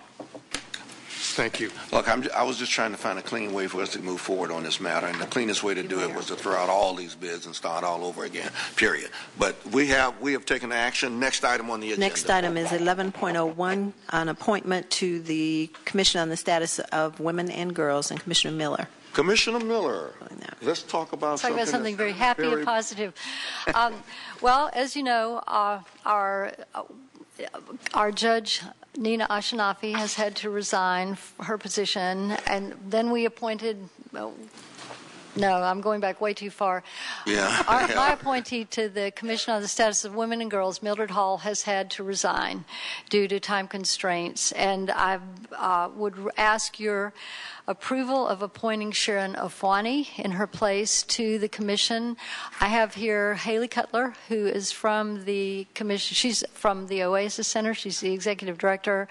I think she has a few words to say in regards to Ms. Ofwani, so if we could hear her, and then I would move to... Is that the Sharon Ofwani we all love? That's the one you know. Yes, it is. Is your Sharon Haley, Ofwani? what happened to your arm? I had shoulder surgery. I'm doing Okay, physical therapy in a couple weeks. Thank you so much for having me here. I also, any opportunity to introduce and thank Lisa Langendorf from Magruder. She's our staff liaison to the Commission on the Status of Women and Girls, so I get to be up here in front of you a lot of time, but she does all the nitty-gritty work of making sure that we uphold all those public records laws and sunshine laws and do that work that you empower us to do so well. So thank you, Lisa.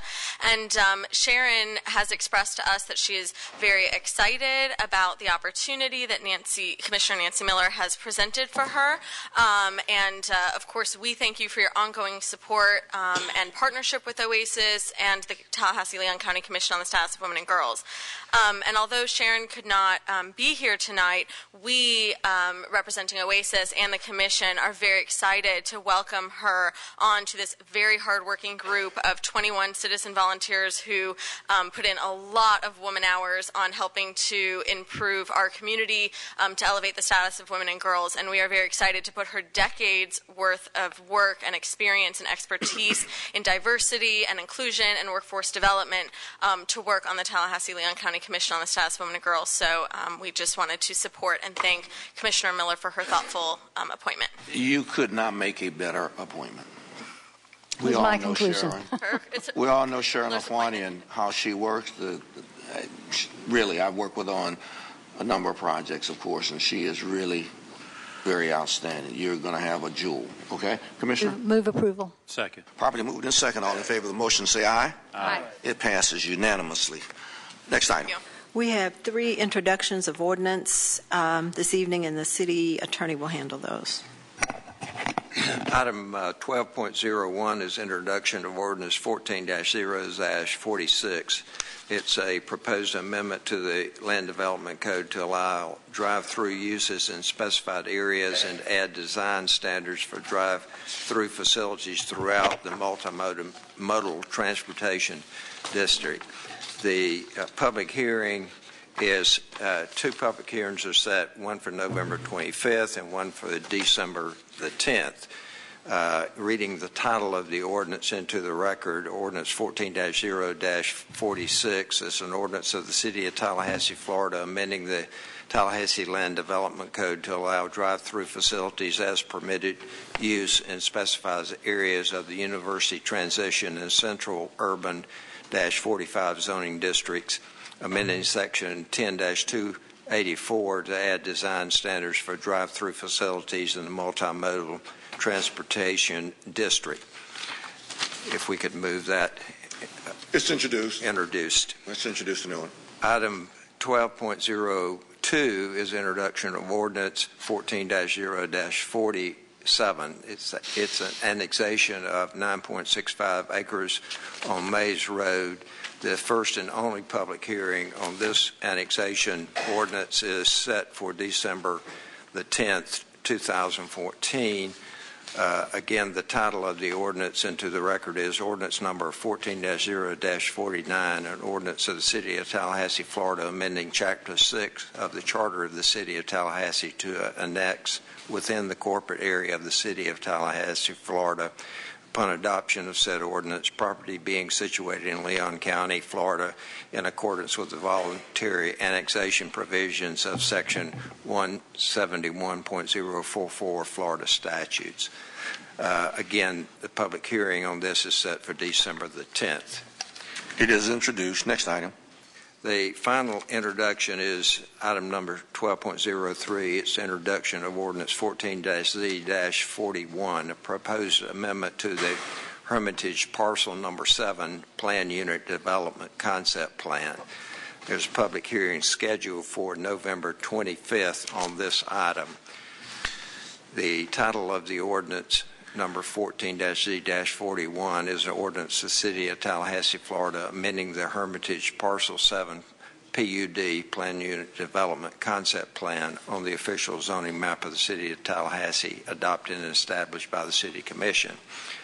The public hearing, again, is November 25th. It's introduced. Next item.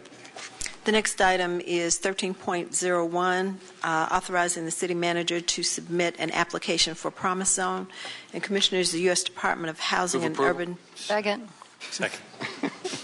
Can we tell the public what we're doing? Yeah, let's tell the public Okay. what we're doing on this, because this is very important Right. and very, very good. Right. Actually, this is an item that has come to our attention directly from Commissioner Gillum at one point in time, where the promise zone designation has been, this is the second year, and we're looking towards a partnership with several community organizations to have a designation of a promise zone here in Tallahassee.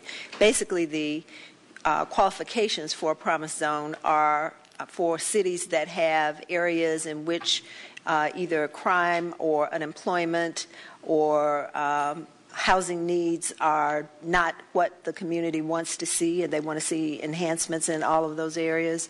And the promise zones don't bring forward necessarily a grant, but it does enhance the dollars that come forward from the federal government on those items. Michael Parker is here to answer any questions you might have, but basically what we are asking today, it was really a quick turnaround in terms of the response, and we've been working on a response, but we wanted to come to the Commission. We sent a letter of intent about 2 weeks ago, and we wanted to come to the Commission to get your approval to move forward on this. I'm sure Commissioner Gillum probably has a few comments to make on this. Well, just one to say thank you to the manager and how quickly your staff has moved to put this together. As you all know, the Promise Zone designation President Obama came up with as a way to get at some of the problems that confront urban communities. And frankly, unfortunately, all the designations up to this point have gone to major metropolitan areas: Philadelphia, Los Angeles, and Austin, not Austin, but San Antonio, Texas, and other communities of similar size. In this particular batch, they are going to accept at least one of a community that is in our size demographic, which I think hopefully will position us well. The staff has pulled together a map of contiguous communities or neighborhoods in our city. It totals around 31,000 people, and of that 31,000 people, roughly 52% of them live in poverty. Most of the indicators that we care about, health, crime, education level, poverty level, are all sky high in this particular district. So based on those numbers, it would suggest that if there was an area we were going to focus on rehabilitating, this would be one of them. If we get the federal designation, it comes with the coordination of a number of federal departments where basically we will have not a lobbyist, but someone in each of those federal departments who, when we have a request that can come down through that department, be it transportation or HUD, that we will have someone to help usher us through that process and hopefully help us fare better in our federal grant request. If we don't get the designation, the due diligence that the staff and the partners that we've assembled have put into this, I think still give us a platform to do something pretty amazing in this defined area. It would be a great benefit to the city, and I think it would help us on our indicators and all of these key areas that I know each of you all have expressed interest in wanting to move the dial on. So great partnership, really great application coming together, and fingers crossed for this being successfully received. And a quick thank you to the mayor, who has reached out to his contacts in the White House and throughout the administration. And I'm doing the same. And actually, to the extent that we know folks, and I know a lot of us know folks who reside in this administration at staff levels, it just does not hurt. The review panel will consist of representatives from each of the departments that have effect on this grant. So make those contacts, because I have a feeling that not only will you need to be a worthy application, but you'll need to have the right advocates within the administration. Let's make sure that this does not give us any money. It's just for the manager to submit the application and see if we can get it approved. And you're right. So that's all it's for. We got a motion and a second to approve this. All in favor of that motion, say aye. Aye. It passes unanimously. Next item. The next item is 13.02, status update on O'Connell site and FSU property exchange. And we have great news, commissioners. Great cabinet meeting today that was certainly a great culmination to probably 2+ years of work in trying to get the property exchange completed. Roxanne is here, and I think Commissioner Gillum, who was there at the cabinet meeting, may have a report on that as well. Well, a quick shout out to Roxanne and to the entire CRA staff, city staff, FSU staff. I met with President Thrasher a couple of weeks ago when we talked at length about this. He was there at today's cabinet meeting and did the heavy lift before the cabinet, and was very, very well received. Representative Williams was also in the back of the room, was also in attendance to lend his support and good name. And the good news is that the cabinet unanimously approved the land swap. And so we have a 60-day period of due diligence. Quite frankly, we've done that due diligence.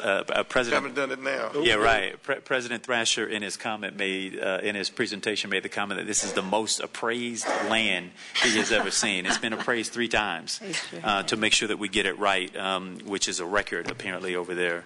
It was presented by the Secretary, and it was unanimously approved. So we've got 60 days. And Commissioners, my expectation, based off of comments that you all gave at the CRA meeting, is that we will now at the CRA level weigh in to give our preference as to what we think ought to happen on the land. Good. Throw out ideas, and if the CRA agrees, hopefully put an RFP on the street to see what kind of interest exists on that 5 acres. But it's a valued piece of land, and it's good to almost be done with it. And thank you, Roxanne, for your leadership. Okay. May I throw out one thing on this? Sure.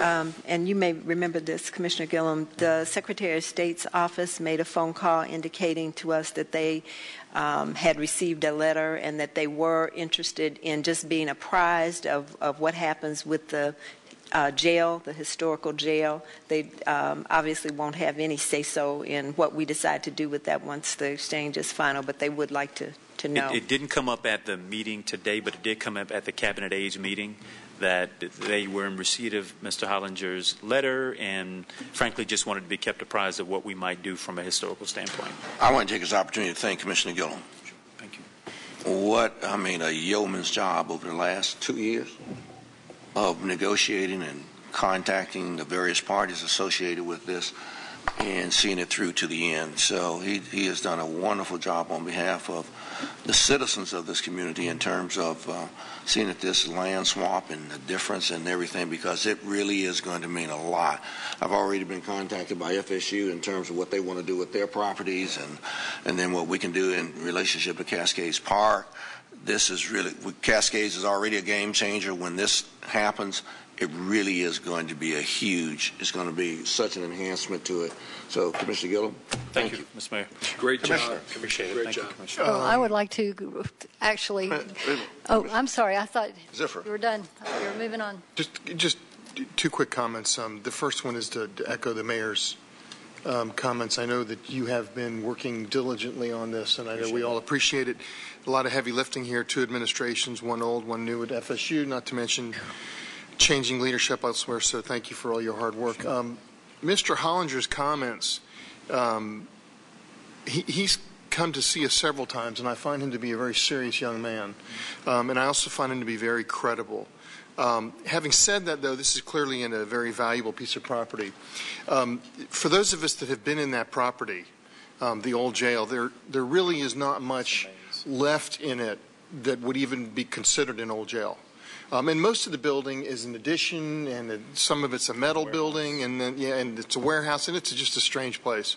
Nasty. But it seems to me, if nothing else, and I'll certainly bring this up at the CRA meeting, that Union Bank building was moved. It's not in its original location where it is on the Parkway now.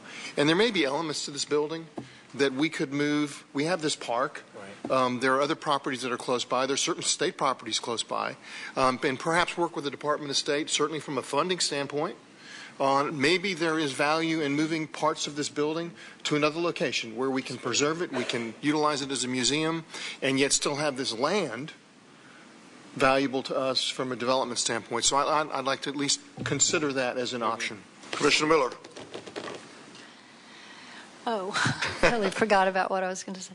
I wanted to give a shout out to Commissioner Muschin, who really has to be silently celebrating tonight because he put hours and hours into this land transfer. But it was you, Commissioner Gillum, on uneven terrain that was changing on a daily basis in the base of who was the head of which institution that brought it to a close. And so I thank you very much for that. And that it's going to be that final step in the park moving forward with taking that big chunk of building out of the middle of our meridian marker. So appreciative. Thank you very much. May I also please take this opportunity to thank Mark Bedoin, who has been our technician in this and our specialist as it relates to real estate from day one. Thank you, Mark. Thanks, Mark. And Mr. Mayor, I have to pick up on Commissioner Miller. Commissioner Muschin, echo the thanks. He actually had the vision early on to say, we ought to go after this, and he initiated that process while he was here. So thank you, Mark. Thank you. I agree with that wholeheartedly. Next item. Oh, we don't have to take action on that. No. Next item. That was discussion. Next item is 13.03, discussion and authorization to submit a Florida Department of Transportation grant to expand the Southwood Express. Move it. Second. All in favor of the motion say aye. Aye. It passes unanimously. Next item. The next item is 13.04, proposed contract extension, sale of 823 Lake Bradford Road. And Commissioners, this item is to update you on the proposed sale of city property at 823 Lake Bradford Road and request approval to extend the contract for 60 days.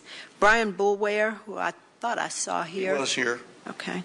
He'll be here. With Palmetto Security Services, has been working diligently to complete a site plan that will support a mixed-use development. He's recently modified the proposal from a 3-story building to a 2-story building, although the gross square footage is essentially the same. He's requested additional time to obtain city approval of the new site plan and also to request funding from the CRA. Mark Bedoin is here to answer any questions you might have on this item. Motion? I have questions. Oh. Go ahead. Motion has a second. We got a second? I'm going to wait for the questions. What question? Commissioner Maddox has some questions. Go ahead. Can I move? Sure. I'll second the motion. Yeah, go ahead. Okay, thanks. I just can't get there on this project. Nothing against the gentleman that's putting forward this project, but I cannot find a way that this makes sense for a government to do. Okay, so we bought the piece of property for $468,000, $468,500.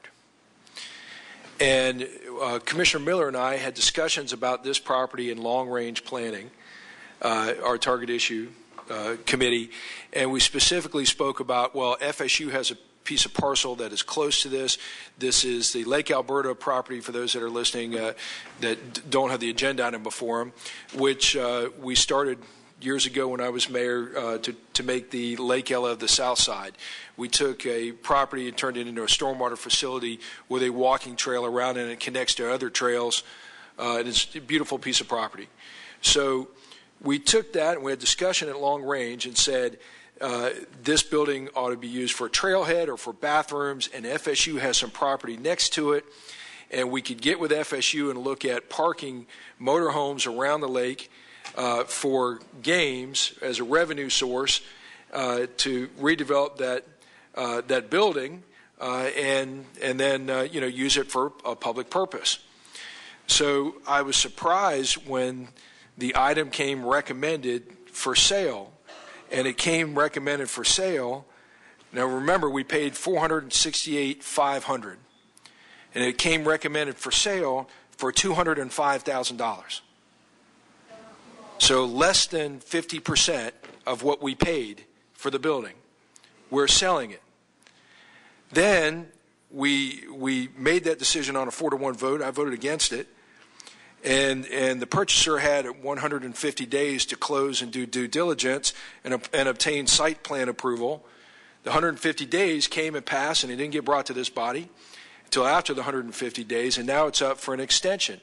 And lo and behold, in the meantime, we get an application to the CRA for additional dollars, hundreds of thousands of dollars, to go to to this private sector person to do a project out there to, wait for it, use FSU to park motorhomes around there, use bathrooms for the trailhead, and leverage the booster property.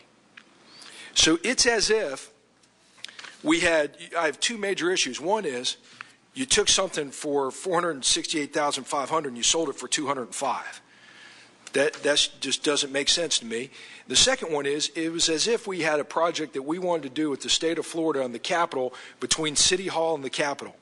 And right before we were going to do this project, we sold the sidewalk to somebody in the private sector and then allowed whoever bought the sidewalk to apply for public dollars to leverage to do the project. That makes no sense. It's our property now. Why would we put a private sector person in between two governments, Florida State and the city of Tallahassee, and furthermore do it at less than 50 cents on the dollar? To me, it doesn't pass the smell test. I didn't vote for it the first time. I'm not going to vote for it this time. Well, let me see if I understand. What we're here for today is merely to extend the contract, and that, as I understand it, Mr. Boulware has put down some money on this and is moving forward to plans, but he has, for whatever reasons, a number of reasons, he's asked us to extend it. I think we addressed all of the issues relating to the substance prior to this, and we voted several months ago, notwithstanding the fact that the price was $400,000 plus, we voted to give the contract to Mr. Boulware. And substantively, that issue, to me, is not on the table, and it shouldn't be on the table. What we're addressing now is whether or not the reason he wants to extend the contract is a valid reason. And the staff has said, yes, we think it's a valid reason to just extend it for another 60 days. We're not dealing with the contract price anymore. At least I'm not dealing with the contract price anymore. We made that decision, and that was a valid decision at the time.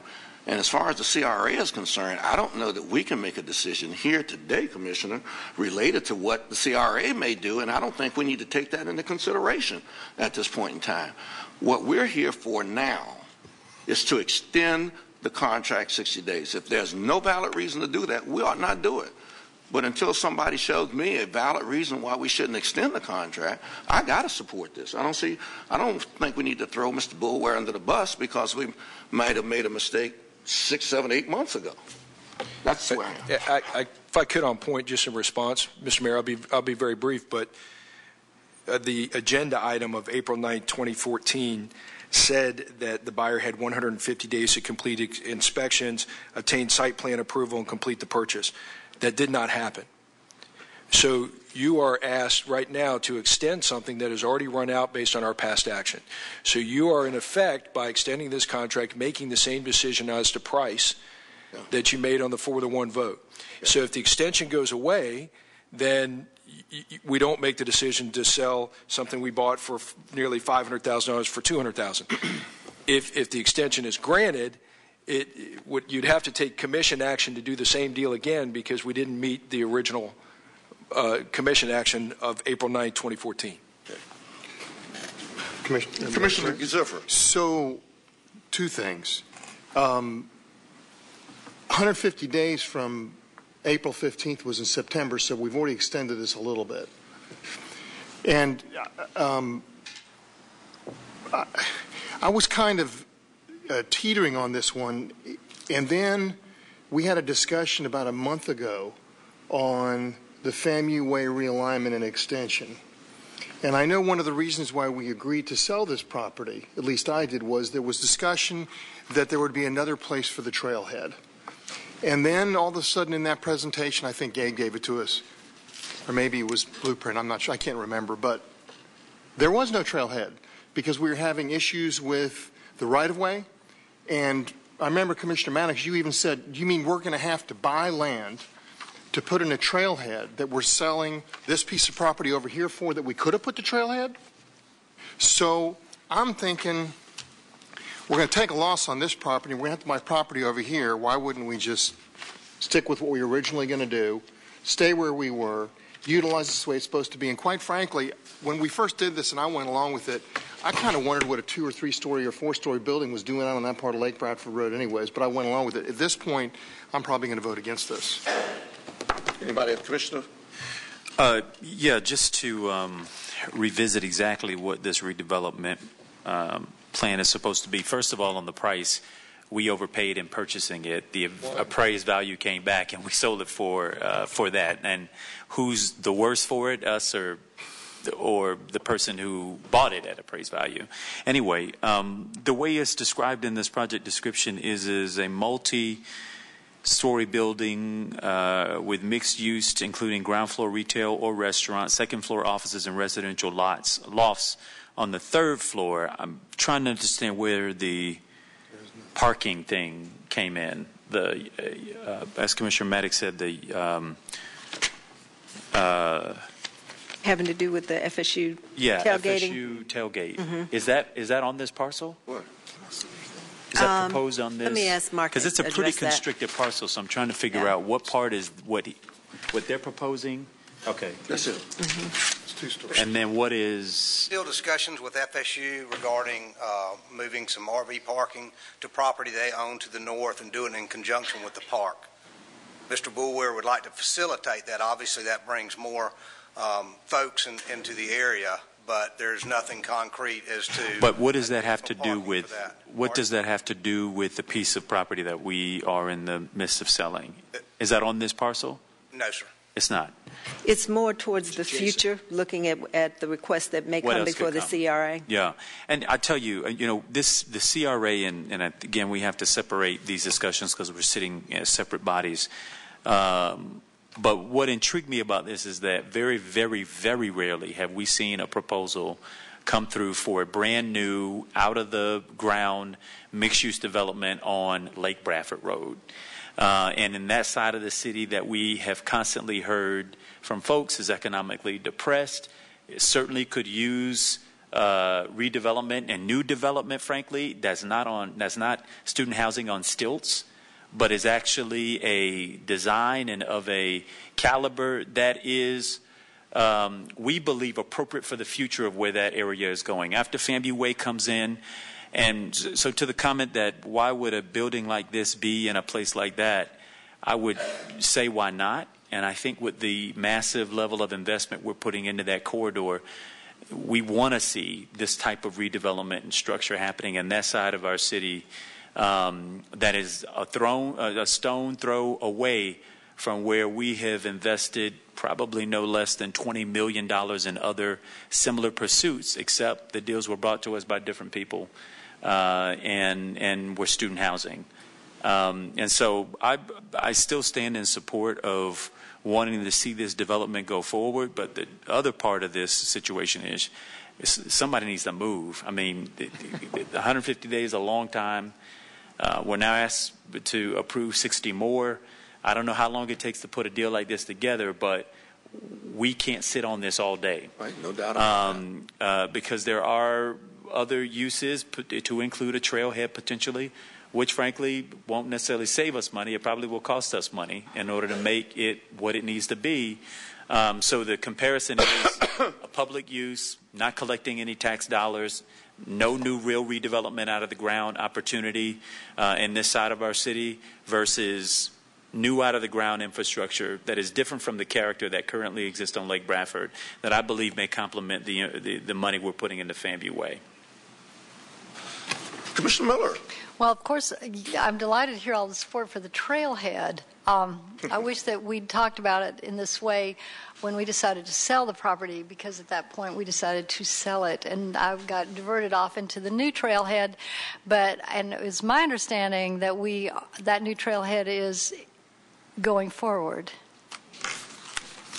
We have purchased property in conjunction with the FAMU Way widening over near the Gamble Street roundabout that is proposed for a trailhead. That's what I thought you told me earlier. So I just wanted to verify that. I don't know what to say now that we're bringing that back up. And but thank you, and thank you for giving me the assurance that the trailhead is still going to be built. We got a motion. You got, Commissioner? I just want to close on it, if I could. You want to what? Yes, sir. I just want to speak again, if that's okay. Thanks. Commissioner Gillum, I don't have any quarrel at all with trying to help that area or a CRA application in that area. My concern is that this is in the midst of a public project, a project that is owned between two governments, between Florida State University and the city of Tallahassee. And it doesn't make sense to me that we would sell the one piece of property, one little narrow tiny piece in between two public entities, and then later use tax dollars to refurbish that for public use.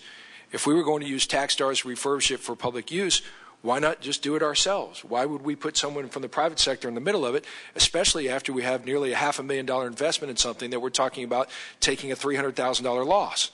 That doesn't make any sense. If we took that $300,000 loss and applied it. So to me, it's not, again, it's not the application that's a problem. It's not the applicant that's a problem. The problem for me is it's right in the middle of two public projects, and I cannot, with a straight face, tell the public, explain to them why we would do this. We come under a lot of criticism for CRA projects, and I understand. And while I know this is not the CRA, I also know that this body is the majority of the CRA that I'm talking to. So when they wear a CRA hat, they're the majority of it. So I can't pass. I couldn't convince somebody why this made sense from a taxpayer standpoint. And I'd be glad to look at any Lake Bradford projects that come forward. I just can't vote on this one the way it is. Well, again, let us make sure we understand what the motion is. The motion has nothing to do with the substance of the contract. The motion, we're not dealing with the substance of the contract. We're dealing with whether or not procedurally we should go ahead and extend the contract for another 60 days on behalf for Mr. Boulware. We already voted on the substance of this contract and the costs. We made that decision in April. Now we're just in a position where we're trying to vote on the extension of the contract for 60 days. We got a motion and a second, I think. What was the motion? The motion was to extend the contract for 60 days. What do I need to do? I passed the gavel. I passed the bat. Okay, I guess I can call a question. All in favor of the motion say aye. Aye. All opposed? Aye. It passes 3-2. Thank you. Next item. I've got a follow-up question just procedurally of the attorney.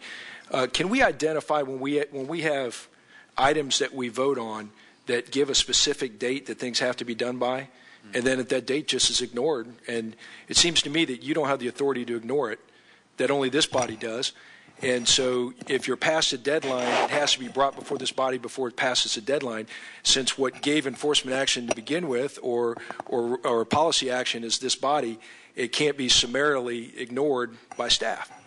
I think it's a legitimate question, Commissioner, and we'll ask it. And I think in this particular case, the contract's expired. There is no contract right now. So there is no contract. So what we just voted on was not simply an extension of a contract because no contract exists, because it expired and it didn't come back before this body, which was my point. So what you have to vote on is the substantive of selling the property at the price that was there in order for it to be enforceable. Okay, next item. Wait a minute, please. It seems like to me that we've had this come up before, and one of the big issues was that it couldn't have expired. I don't believe that I think the only point here is it may not have been clear to everyone. It was not clear. That we were absolutely not just extending a contract that's in place, but we're having to apply it retroactively to essentially creating a new contract because the contract expired, I believe, Mark, on November the 5th. Is that correct? Mm-hmm. After our first extension. Our first extension. And we approved an extension earlier? No. Well. No, I did. How can we legally do this? I don't understand how we can legally do this. It seems like to me that it's expired, and that would close that book, and then we'd have to open again. That's just my question. Well, we've just now if there is a desire to reopen this, then certainly you can. But right now, what we have done is we've taken a vote on a motion, we've taken a vote on a recommendation brought to us by the staff.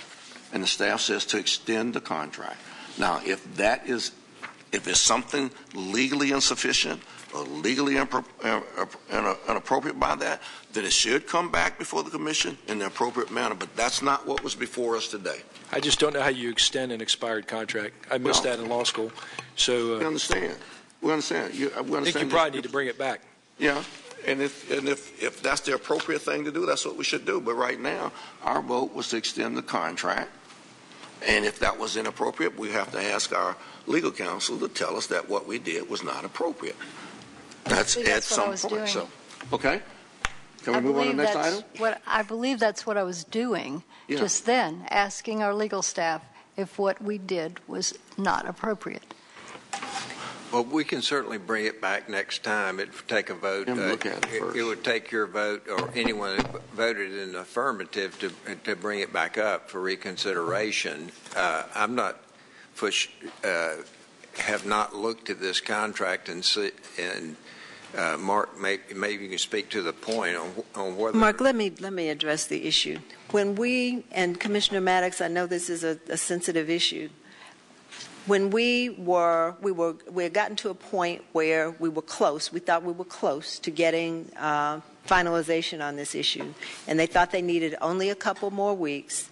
And basically, we knew that we were going to be running up on the deadline. I basically approved an additional deadline. The reason I brought it back to you again this time was because I knew that I didn't have the authority to come back, not to come back and have you take a look at it with the deadline having actually surpassed November 5th. So if you guys are uncomfortable with the decision that you originally made, that's a different topic. But my thought was so much work had gone into this. Roxanne's been working on it. Mark's been working on it. It was my thought that you intended for this to go forward based on your original vote. And the issue, of course, is whether or not you feel that the project is worth taking a couple of additional weeks to look at. If you don't feel that it is that important, then we can start all over again. But what we can't do, obviously, is to hold that property and have it not be developed for an extensive period of time. At some point, for sure, the developer is going to have to say, yes, we're moving forward, because he has to purchase the property, and it has not yet been purchased. We're not giving him anything. He is purchasing the property. Okay. Yeah, my point, and I appreciate that, Madam Manager, and I hate to be a stickler, but my point is the Commission needs to have the substantive discussion on whether or not they wish to move forward with the contract. That needs to be agendaed. We can't, with all due respect, you didn't have the authority to extend it. You might have extended it, but you didn't have the authority to do so. We can't ratify an extension that has expired. And the only one only the action of the Commission set the 150 days in that clock running, and the only action that can change that is the Commission. So if the contract is expired, it's expired. Right. So and I'm not saying, listen, and if I'm the minority on the Commission, I don't mind losing. Right. I'm used to losing, but what we need to do, I'm used to that. Commissioners, I do want your clarification on that, because we have several other issues that fall into the same category. Right. That something may have gotten very close to expiration on, and because we were making progress on it, we continued with it. So you need to give me some definite clarification of what your intentions are on that. I didn't want to go into that, but I think you bring them back. That's me. We have done this several times in terms of extensions for developers without having to go through what we're going through right now. We know that, but the question is, did we have the legal right to do that? That's the real question where I'm concerned. That's the question Commissioner Maddox has raised, and what he is suggesting to you, that at no time in the future, I think this is what he's suggesting, that no time in the future, if the contract has essentially expired, that it must be brought back to you for another vote. But that's not what we're here today to do, to vote on. All right. And I apologize for getting legal and technical. Mm-hmm. No, but that's not what we're voting on today. Okay. Yeah. What we're voting on is that extension, and we approve that extension. If that is inappropriate, I'm certain that the city attorney is going to bring it back to you all for an additional consideration. Okay? So the sum conclusion of our action is that we've just voted. You're bringing us back something. You haven't voted on that.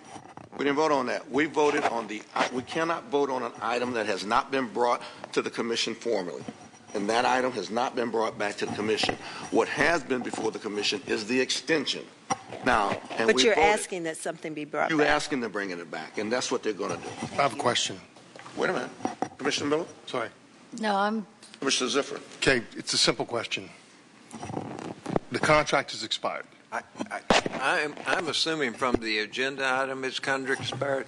I have not looked. Let's make the assumption that the contract has expired. Right.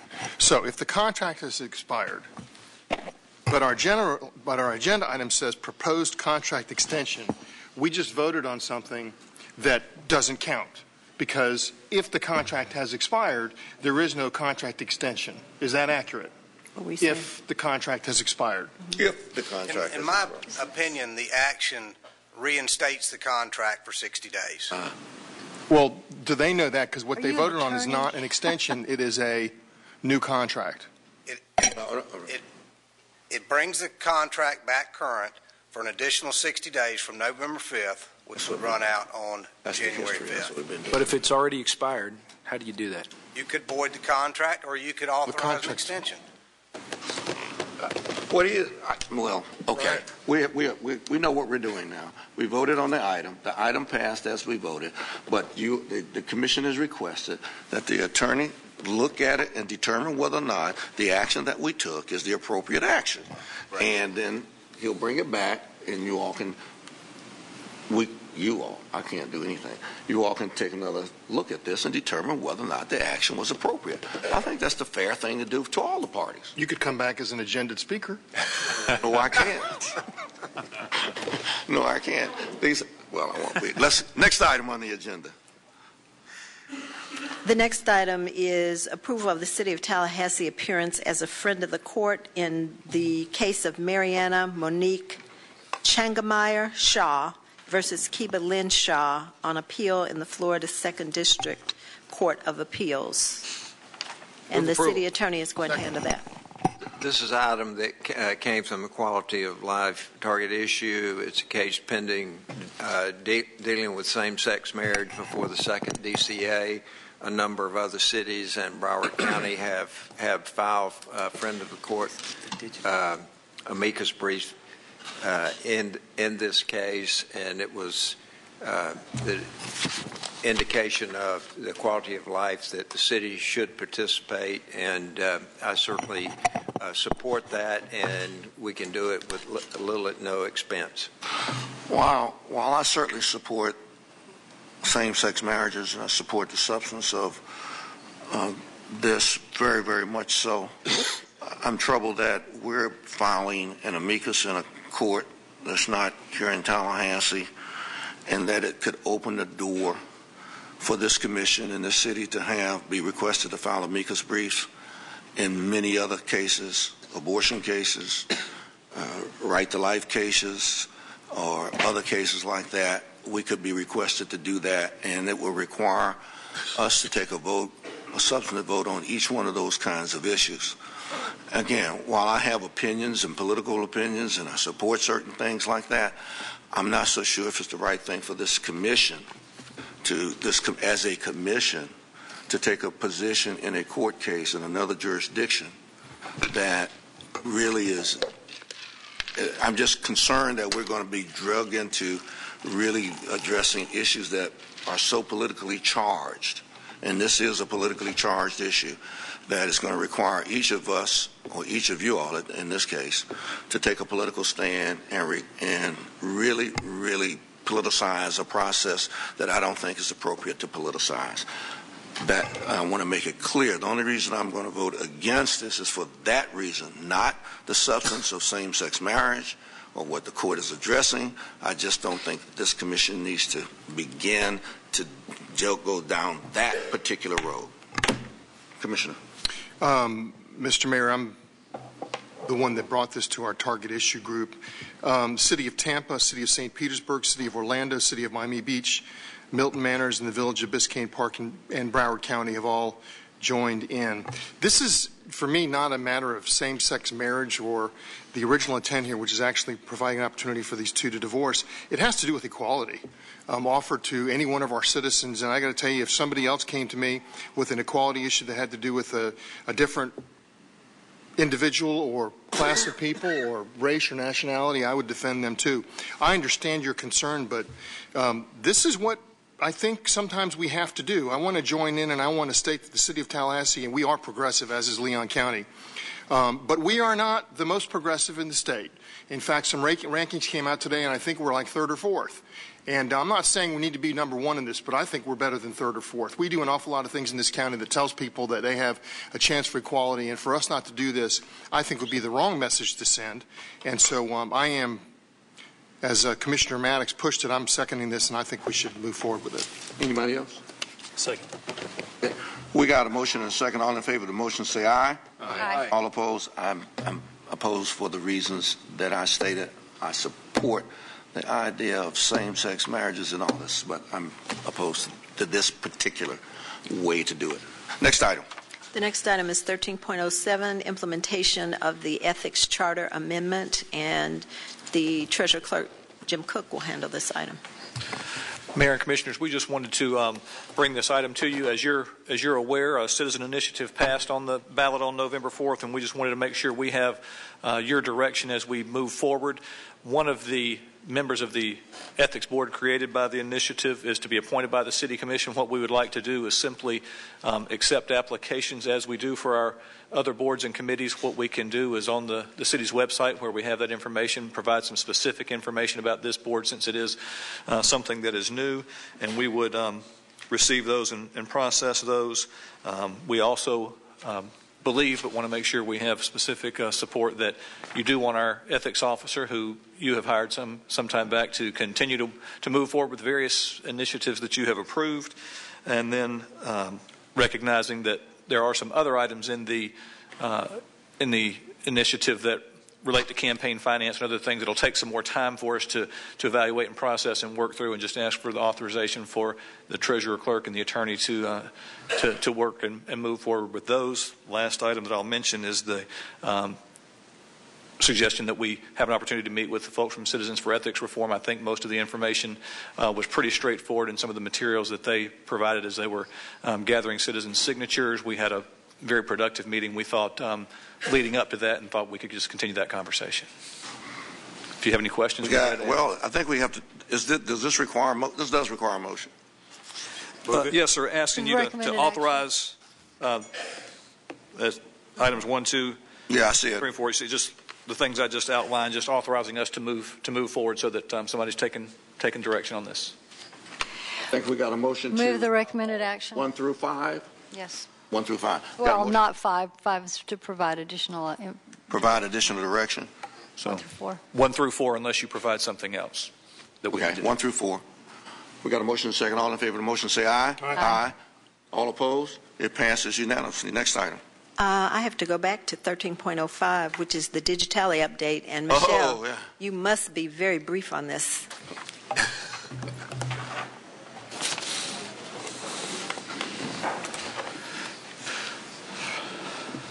Mayor and City Commissioners, I know you all have had a number of very meaty items tonight. This is not at all controversial, but something I think you'll appreciate from a customer service perspective. This is also one of the Mayor's top favorite tools, Digitally. In April of last year, the Commission, through the work of the city's ISS department, launched our first mobile app. It's called Digitally, and 1 year after the app was launched, we've had about 5,000 downloads. Now, what the app does is it allows people to very easily report city-related issues and enhances the experience by keeping our customers informed about the progress on any issues they report. To date, we've received 6,000 customer service requests that have been responded to and quickly resolved, and it also allows you on that same app to do many other things. You can pay your utility bill, you can look at your garbage pickup schedule, you can look at pets for adoption, so there's many other aspects available. To increase the opportunities to engage with our citizens and address their concerns from a customer service perspective, ISS process, asked the city's communications department to create an outreach campaign to generate more use of the app and more downloads. We thought it made sense to start first with city employees. They are your customer service advocates out in the community. They see many problems, and our own employees can be reporting things they see, from potholes to tree limbs to missing signs to whatever issues out in the community. So we began a campaign throughout the month of October that we called, and we had the Digitally Download Detectives, and they would make surprise visits to various offices, meetings, and work sites to find city employees who either had the app or were willing to download the app onto their phone or any kind of mobile device. If you agreed to do that, you got entered in a contest to win a prize. The other thing we know as communicators is that to get employees and citizens engaged, you have to find creative ways to get your message across. So fortunately, we have a great team that put this effort together. I'd like to share with you quickly one of the video evidences that these detectives discovered. This is one of 7 videos that were featured on our city's intranet site for city employees, and they were also included as email updates that we sent out by the detectives to city staff to encourage them to be sure they had Digitally. So let me just share with you quickly one of those videos.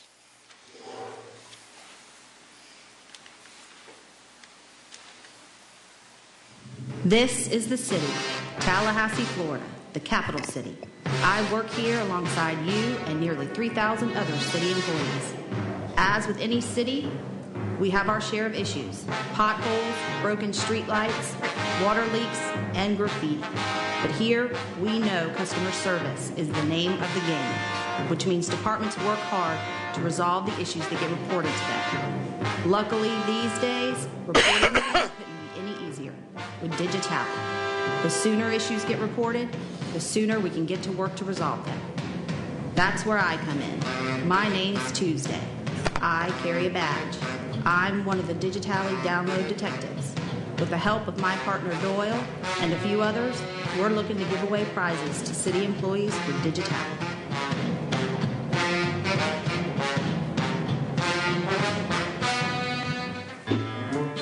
It was a cool Wednesday morning in Tallahassee. Doyle and I left the office to continue the search for city employees with Digitally. Excuse me, sir. Pardon the interruption. How are you? Good. I'm Tuesday. This is Detective Doyle, and we're the Digitally Download Detectives. Maybe you've heard of us. We're working a case, looking to give away prizes to city employees with Digitally on their smartphone. Do you happen to have the Digitally app? Gonna run your... Yep, he certainly does.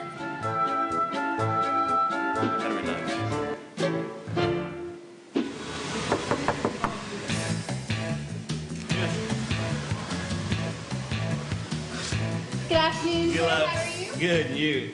I'm doing wonderful. My name is Detective Doyle, and this is Detective Tuesday. Good day. And we are the Digitally Detectives. We're on a mission to find city employees who have the Digitally app. We're wondering, sir, do you in fact have the app? Yes, I do. Perfect. Detective Tuesday, that's one more for the books.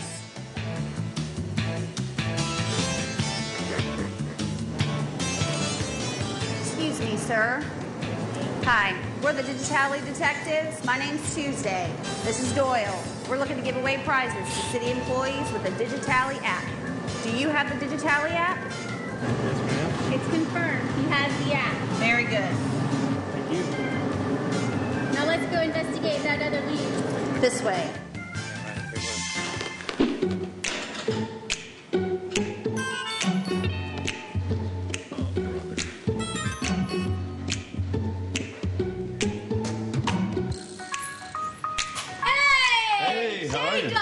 It's my main man. How are you doing? I'm doing great. How are you? Doing wonderful. Doing wonderful. Doyle, you know this fella? Why, yes. This is my man J-Dog. We used to throw a little pigskin back in the day together. Very good.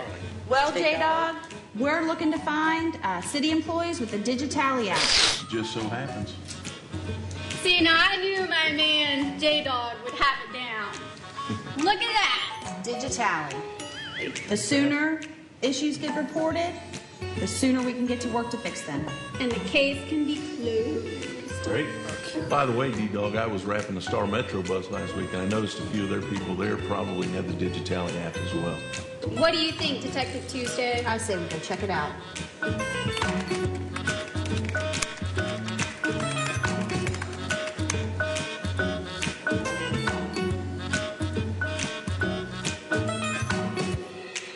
pushing J-Dog forward.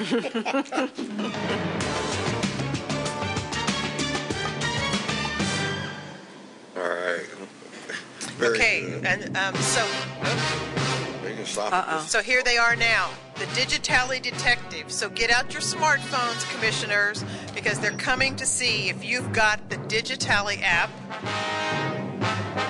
We have here today Detective Tuesday, Doyle, and Special Agent Shirley, who's also with us from the ISS division.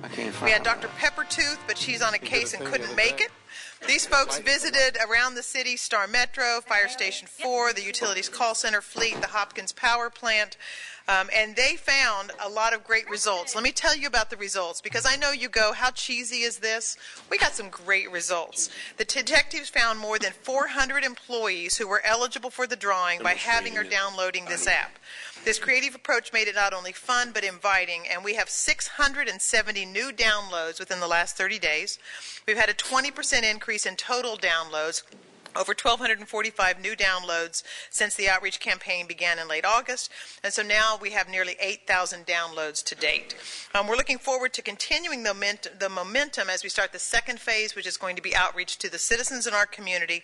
We're going to be encouraging residents to see an issue such as graffiti or a broken street light, snap a photo, and hit send. So you're going to hear us talking about see, snap, send, because of the only 3 things you have to do to quickly report an issue. I do want to personally recognize Sabrina Holloman and Jim Van Riper from ISS. They're the staff members behind the Digitally app. Carrie Poole was our lead from communications, along with Heather Teeter, Lizzie Kelly, Allison Ferris, Wade Bishop, and John Clow.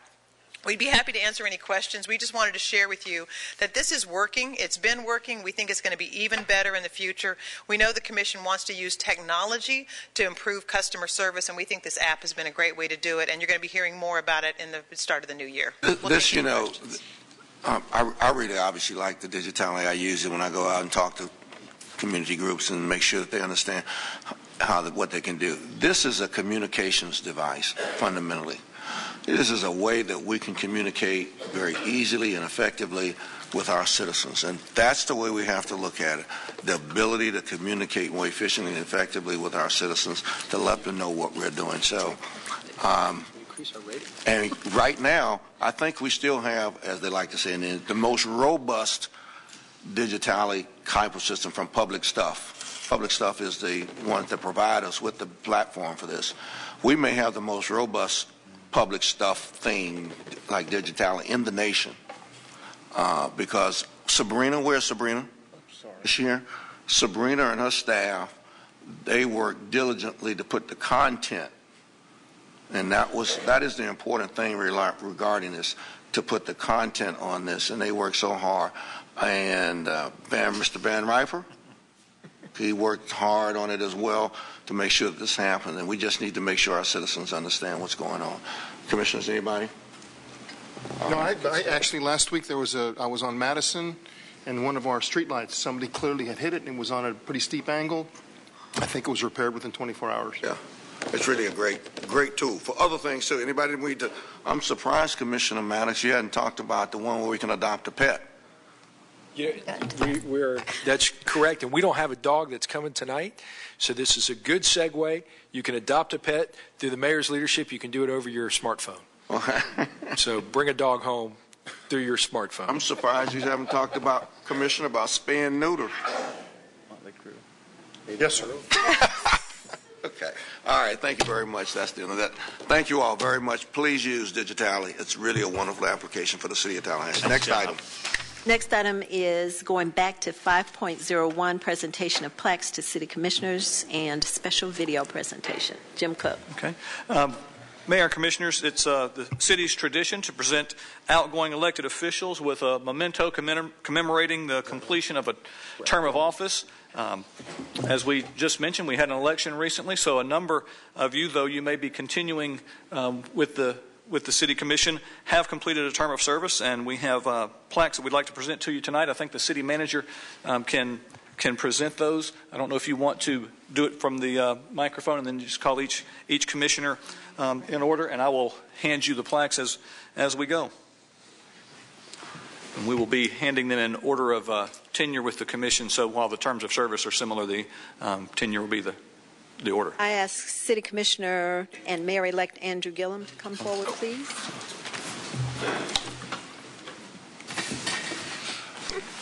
Okay, Jim, get on your job now. I don't think your microphone. See, make sure the microphone is on. Is it on? I'm going to take off that shirt. Just take the tie off. Commissioner, over the last 4 years, you've been involved in many initiatives to improve our community. From a business perspective, you've encouraged and helped create nationwide news when Growth Management rolled out its 7-day permitting or money-back guarantee. You also recommended the commercial deposit rebates for local businesses that pump millions of dollars back into our economy and area businesses. You've also continued this past term your commitment to area youth with the continuation of support for the Palmer Monroe Teen Center and the wonderful activities for youth each summer that we call Splash and Jam. This past year, you served in a key role as the liaison to our local universities and community colleges, where you've done an outstanding job of forming strong relationships between town and gown, resulting in projects like the land exchange that we just talked about earlier that was discussed and certainly has been a 2 or more year process. And very soon, you will serve as Tallahassee's next mayor, which is a sure indication that the people of this community support your leadership. It is with great pleasure that I present to you this plaque presented to Andrew Gillum in recognition of service to the citizens of the City of Tallahassee, City Commission, November 12th through November 14th. I'm sorry, November 2012 through November 2014. Thank you very much. You're welcome.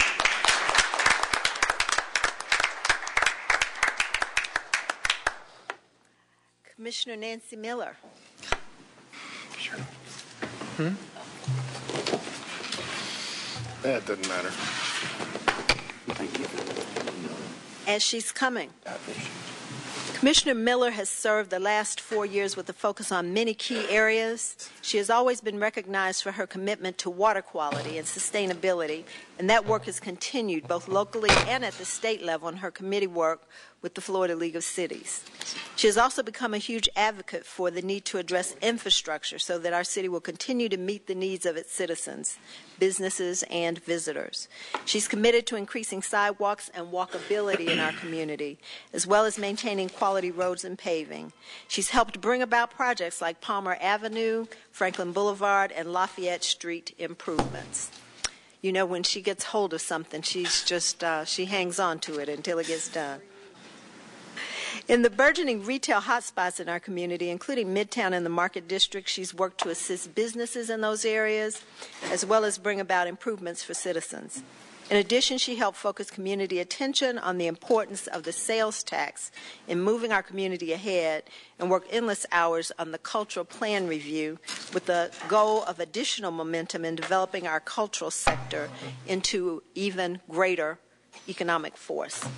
Commissioner Miller, in recognition of service to the citizens of the City of Tallahassee, City Commission, November 2010 through November 2014. Thank you so much for your service.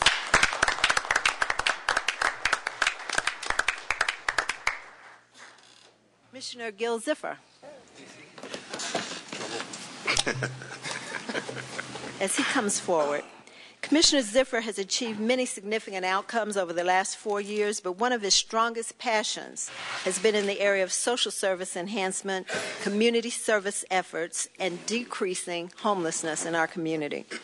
He was the Commission's representative who worked with the United Way, the Big Bend Homeless Coalition, the shelter, and private businesses and individuals to help make the new Comprehensive Emergency Services Center. When this new center opens in 2015, it will be an outstanding resource for the people in need. In that same vein, he championed the city's Change for Change campaign. I mean, he really did this. He didn't just have staff there. He was there collecting really seriously, trying to get people to give their change so that homeless individuals would benefit. And we actually had a 100% increase in contributions due to those efforts. He's a huge advocate for the arts and works tirelessly to bring about the new cultural plan.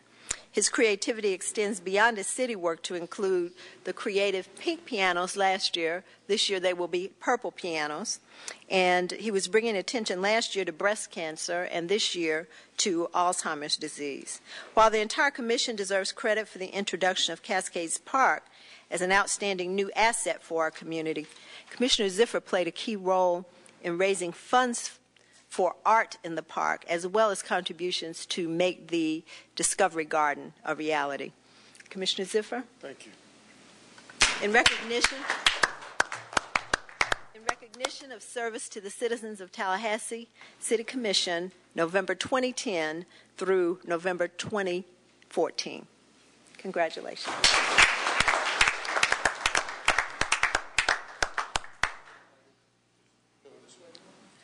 No, you got to go back this way.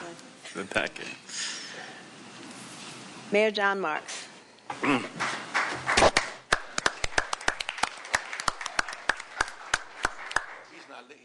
didn't get reelected. He didn't get This is a difficult part of our recognition this evening. It's with great honor that I present this token to you for your last 4 years. Last 4 years, because we gave you one 4 years before. And 4 years before that. But I think it's even more monumental that your 12 years of service is what we're recognizing tonight. That term of 12 years makes you the longest serving mayor in the history of the city of Tallahassee, leadership mayor. Your accomplishments as mayor are significant. Your focus on shopping local and the creation of Tallahassee's Local Business Saturday has been a passion for both you and for your wife, Jane.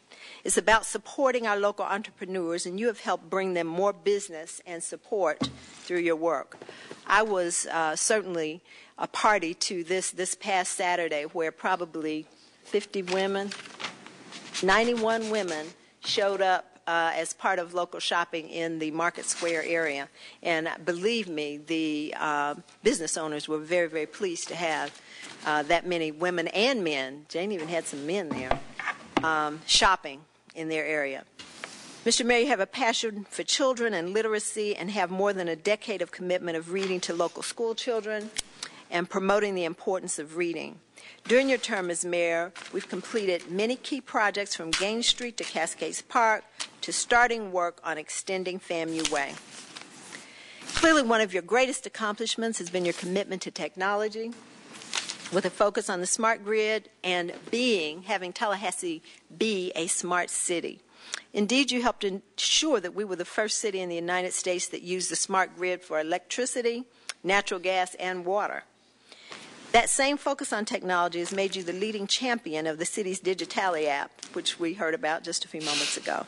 Along with being a smart city, you helped to also ensure we were a green community. In fact, we were the first gold certified green city in the state under your leadership. He loves to say that. So, finally, you have long advocated for the respect and support of this community as it relates to our veterans. From becoming the first Purple Heart capital city in the nation to the recent pilot program for free transportation for our veterans, you have always ensured we meet the needs of our veterans, including a focus on addressing homelessness among the veterans and the community at large. Tonight, Mr. Mayor, we would like to share a short video that captures a few of your times in office. It'll be fun. You'll see that not every moment was filled with seriousness. We had a little bit of fun, too. For one of the things we love the most about Mayor John Marks is the fact that he absolutely loves Tallahassee. And everything he's ever done has been in the best interest of this community. With that, we'd like to show you the video, and then we'll give you your plaque. Can we roll it?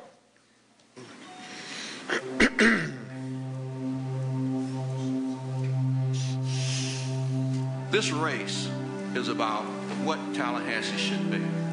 And Tallahassee should be a place where other cities come to see what we do and how we succeed. We need a mayor who has a vision. That's why I'm running for mayor of the city of Tallahassee. Thank you.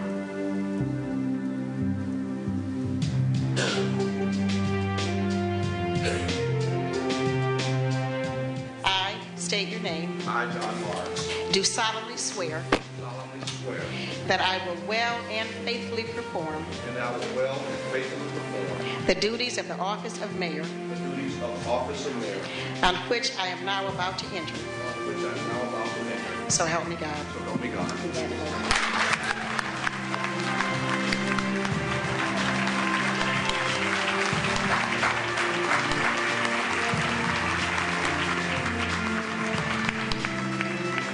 May I suggest that we all take a deep breath?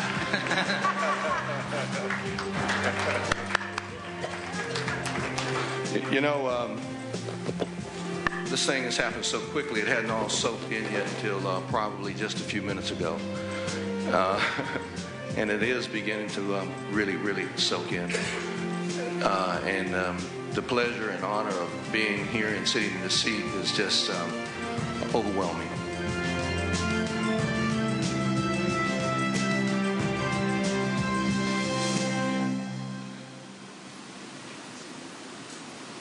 Hello, I'm Tallahassee Mayor John Marks. As a part of my commitment to this community, on March 10, I presented a State of the City address that takes a look at what has been accomplished in Tallahassee over the last year. On behalf of the City Commission and the entire staff, I would like to welcome you to this first State of the City address. It's just how I feel right now about the city of Tallahassee. We're walking in sunshine. We've got a lot to be proud about the city of Tallahassee, and I feel so very, very proud to be before you tonight.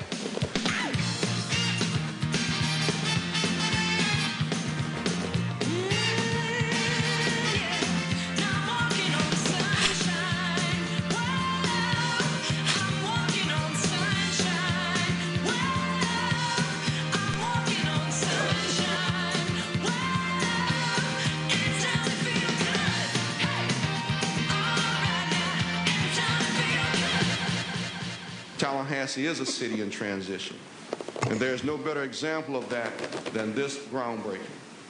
And I'm proud, I'm very, very proud to be a part of this historic event. Thank you very much. On the count of three.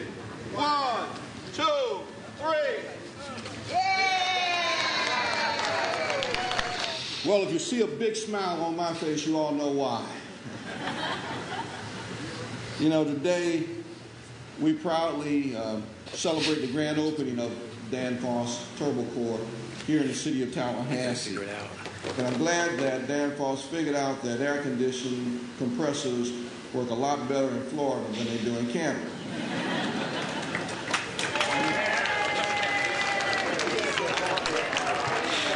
You enjoy doing the local business Saturday? Well, my wife enjoys it more than I do. She's a shopper, but I enjoy being with her on the local business Saturday program, and it helps. We want people to buy locally. Alan keeps whispering in my ear, breathe, breathe, breathe, breathe. But since the rest of the commissioners were very brief, that means they left a lot of time for me. But this is for these people here. This is for these young people here and for their future. In 20 years, we're going to see what's going to happen on this street and what it means to them. So thank you very much for everybody for being here. Let's move forward. We're going to get gains going, and it is going. Thank you very much. I know we got the heat out there, so as Elizabeth Taylor said to her first, second, third, fourth, and fifth husband, I won't keep you long.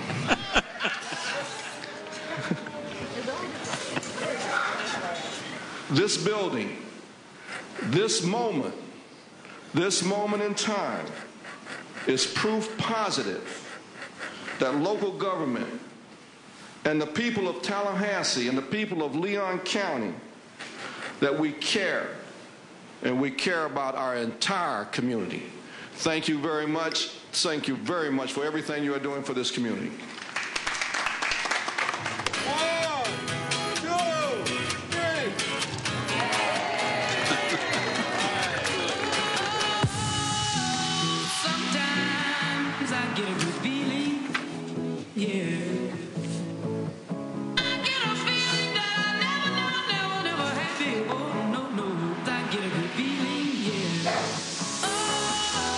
Someone once said, great opportunities to help others seldom come, but small ones surround us.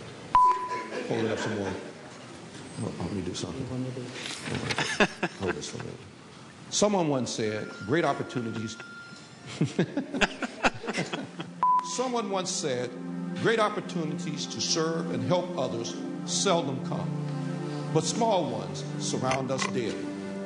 In the spirit of Dr. Martin Luther King, I encourage you to be of service to others and to do so because you genuinely want to.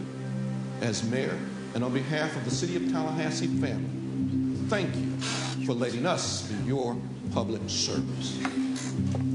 You know, every once in a while you're in a position that you can really have an enjoyable, a really enjoyable experience. I tell you, being the mayor of the city is really enjoyable, but there are certain moments, certain things that happen that say, this is really truly the reason why I like to be mayor, and this is one of those special moments. It gives me great pleasure as mayor of the city of Tallahassee to sign this partnership agreement with the city of Ramat HaSharon.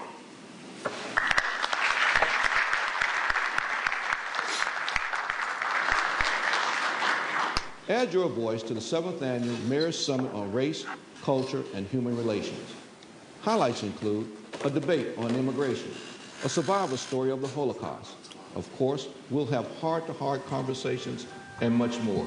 Thank you very much, Sharon, for keeping your phone on so that we can mess up that tape. You're welcome. What? Oh, no. Holes? Oh, pantyhose. I'm sorry. There's no such thing. There's no such thing as stockings anymore. Oh, I was there. Boy, or pantyhose. Or what about Spanx? Oh, I remember. Spanx? You made about Spanx?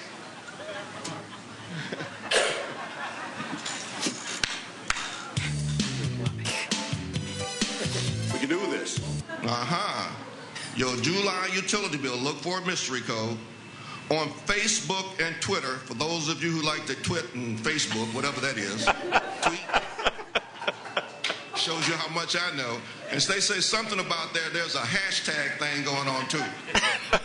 Hi everybody, today is the kickoff for the United Way campaign for the city of Tallahassee. I regret that I can't be there, but I do have a very important message for you. I'm your MC Mayor, and I feel on the mic. I carry words to ask you fill those pledge cards out tonight. Like we can do this, let's go do this, we can fight the fight. No, we can't do this, but do it, times are tight. All right, let's huddle up!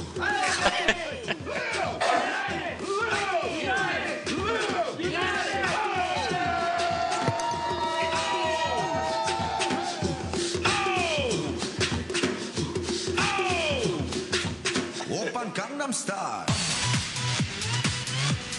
Gangnam Style. Open Gangnam Style. Gangnam Style. Open Gangnam Style.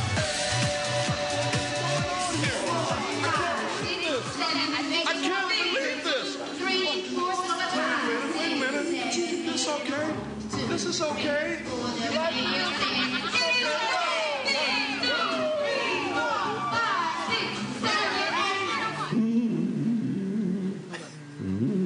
Give me a note. Perfect pitch. Oh. You better not cry. You better watch out, I'm telling you why. Why? Santa Claus is coming to town.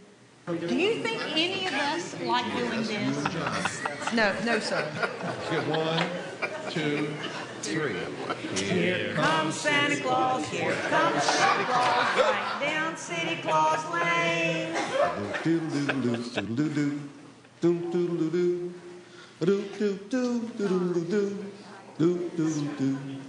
City Claus is coming to town. 'Twas the night before Winterfest. Tallahassee was all aglow. Not a creature was stirring. I forgot that last line. Hello, happy holiday. It's not. Let's go. No, I know. Okay, one more time. All right. This is the one we got on this one, right? Tape still rolling? Still rolling, and Ready? In 3, 2, 1. Hello! Happy holidays! Let's go! We're headed for 2006. Let's not be slow. There you have it, Robert. Homemade Christmas ornaments. And it's not going to cost you an arm and a leg. It won't cost you very much at all. Just a little bit of dough. Thanks, Mayor. 3, 2, 1. Because I'm happy. Come along if you feel like a room without a roof. Because I'm happy. Come along if you feel like happiness is the truth. Because I'm happy. Come along if you know what happiness is to you. That's good enough. One last word, Kate. You know that we. Okay, I'm done now. I would love to do that, but I know we do have, a task force and a 10-year plan that we have initiated, and this is part of that 10-year plan. But we've got a 10-year plan in chronic homelessness in this community. This is a part of it, and this is the beginning. So we're gonna keep pushing, Kate. All right. We promise you. Just we're going to push it. All right. 1, 2, 3. Well, I've been thinking about the future. Too young to pretend. It's such a waste to always look behind you. You should be looking straight ahead. Yeah.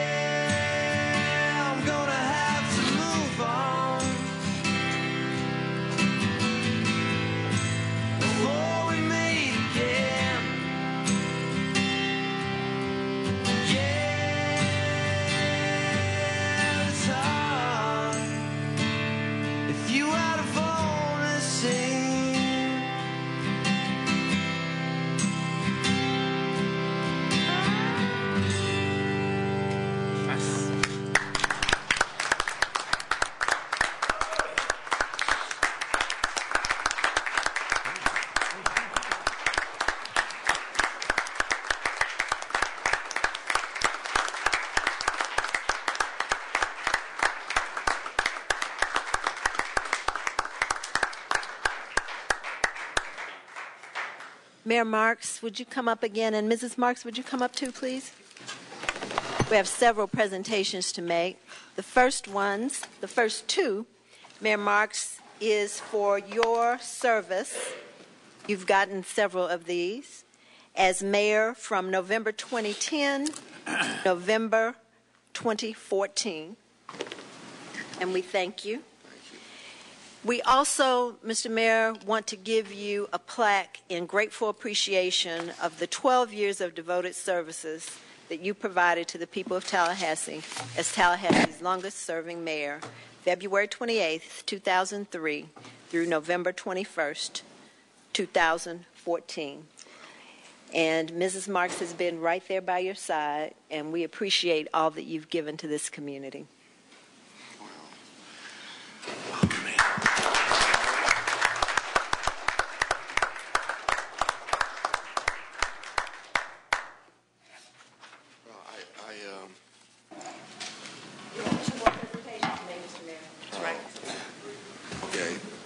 I've been told I have to keep my remarks very brief, and I promise to keep them very brief. But before I give you those very brief remarks, I got something I want to say. No.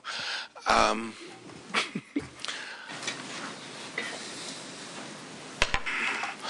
goodness. I'm humbled. I want you all to know that. When I came to Tallahassee, and I've said this before, when I came to Tallahassee in 1965 as a student at Florida State University, going through that process as one of the first African-American students to attend Florida State, along with Jane. Jane was there with me in 1965. She was one of those students, too. It never, ever occurred to me under any circumstances, especially in 1965, that I would be honored and have the honor to be the mayor of this city. I was never on the radar screen. Believe me, what was on the radar screen was for me to go back to Miami and make $1 gazillion as a lawyer. But we stopped here to have a kid who you may have seen in the video, my son John, and I obviously fell in love with the city of Tallahassee. And as things progressed and I fell and I got involved in a number of activities, I wanted to do more. I tell people all the time I'm a public servant that happens to be an attorney. And I've been in public service now for a total of 25 odd years, beginning with the United States Air Force, the Florida Public Service Commission, and now here for this for 12 years. And those 25 years have been just absolutely wonderful. I got to tell you, there's nothing in my mind better than serving the public. There really is nothing better than that, nothing that's more rewarding than knowing that you can make a difference, and especially at the local level, you can make a difference. We have made a difference in the city of Tallahassee. We have done some good things. This city has been transformed. This city is better. It is a better city than when I first took office in 2003, when I took office with those other 4 commissioners, and we made a commitment to the city of Tallahassee to make it better. Andrew, we did. Andrew was with me at the time, and we have, and I'm so proud to say that Andrew is going to continue that legacy, and I look forward to working with you as much as I possibly can to make sure that we get even better than we are today. I want you to know that, and the other commissioners, the same thing. You know, we've worked together. We've done a lot of good things. Mr. Mayor, we have 2 more presentations as you regain your composure. Don't you? Oh, okay. All right. All 12 years, Anita Favors has been there. And I tell you, we're joined at the hip. I couldn't have done any of this without this lady, of course. And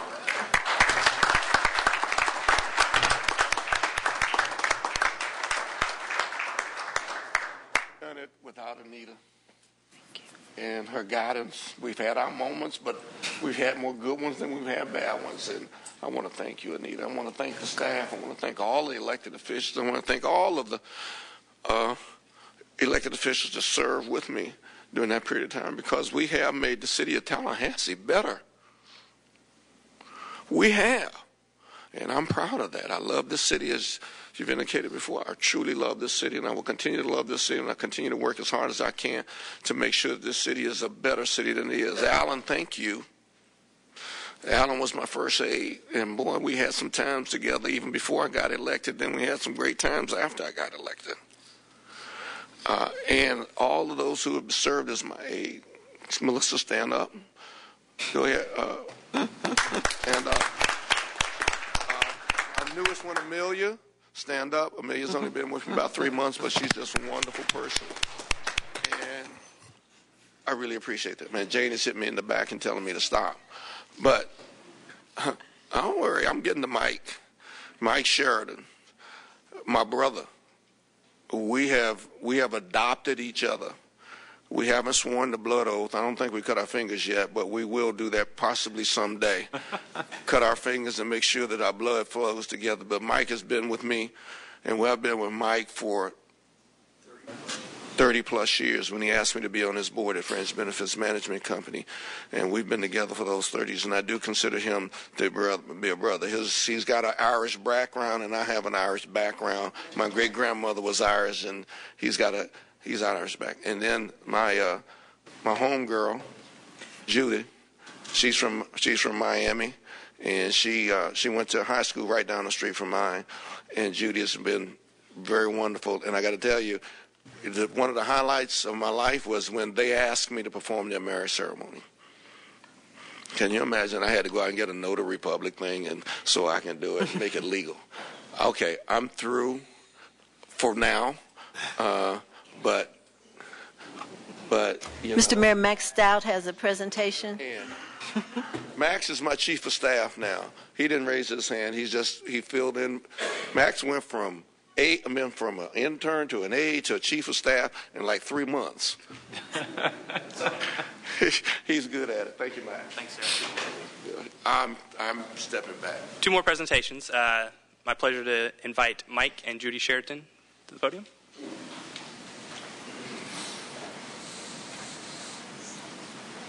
I'm glad you're staying up here, but you're in back of me now.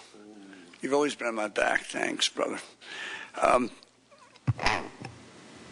It's a great honor for Judy and I to have been selected to close out your tenure as mayor. I can't think of a greater honor. And I would tell you that I was thinking about all the things we could say, but Tallahassee is going to be around for a long time, long after everybody here is long gone. We're not going to get flooded out by global warming like part of Miami Beach will be, because we're up over 100 feet. We're going to have a great history. And when you read that history, if we could all come back 300, 400 years from now and read that history, and you look at the longest tenured mayor we ever had is John Marks. But if you look at all the things that were so progressive and wonderful that happened to our city during this time, they're fantastic.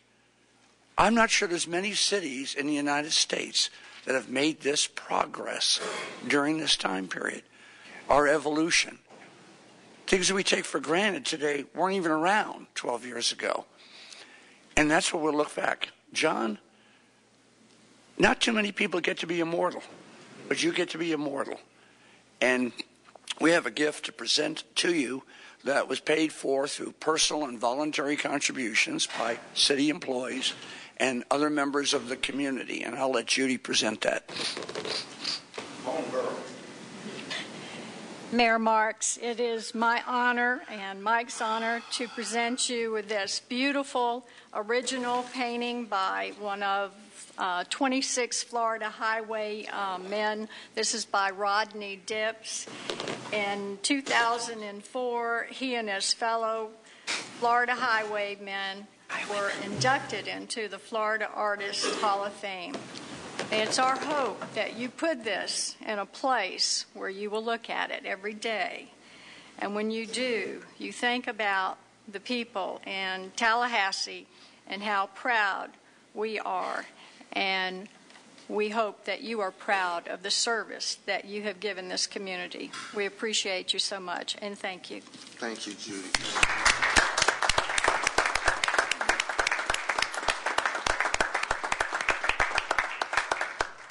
I just hope you all realize the significance of a picture by the highwaymen and how expensive it is when you think about it. The highwaymen are just absolutely, and I've always wanted, I got 2 smaller ones. I don't have anything this big, but I have 2 small ones. Fire folks. Mike. They're coming. Oh, they're coming. Oh, I thought they were leaving. No, they're not leaving. Okay. I didn't want them to leave. But this is very special to have something like this in my house. And I guarantee you, I got a lot of artwork in the house. Can I find a place for it? I got a lot of artwork in the house, and I got to find a place to put a lot of this stuff. But this is going to go in a very special place next to Rohan, the saxophone player, which is about 6 feet tall. You know about Rohan. But thank you so much, staff, you guys up there who've been with me for all these years, supported me, all of you all of you. Just thank you so much for this. I couldn't ask for anything better. I really honestly couldn't. This is going to make me remember.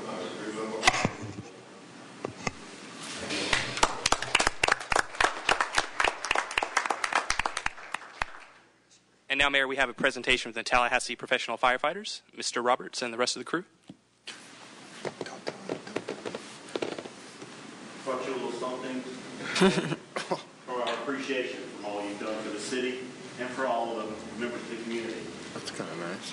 At Leon County also. Brought our whole crew. I'm representing both the fire department and the local professional firefighters, and we just appreciate all you've done you said many times that there while you were speaking about the team that did it.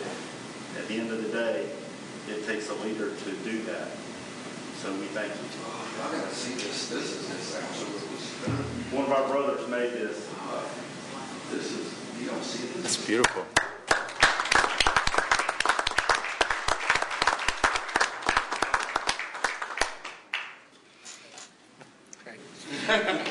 He told me not to chop wood with it. All right. I'm going to say this right now. I'll say this. It's beautiful. Okay. I'll say this very quickly. Nice. Very nice. Very quickly, we have some of the best professionals, and I mean this, in our fire department. We are blessed. Again, we are truly blessed that we have really the kind of professionalism in our fire department that exceeds any. And the thing about it is, and I'm going to say this, they have been really, really reasonable in the negotiations with us. And you know how much we appreciate that. Unlike many other cities, I don't think they know this, our pension fund is funded. We're going to protect you guys. We're going to make sure that when you all decide to leave the city and the fire department, you're going to have a life afterwards. We're going to work together. I'm sure the rest of the commissioners, we work together over the years to ensure that. So I want to take this opportunity to thank you all. You guys are great. You guys are wonderful. Thank you so much for that. All right.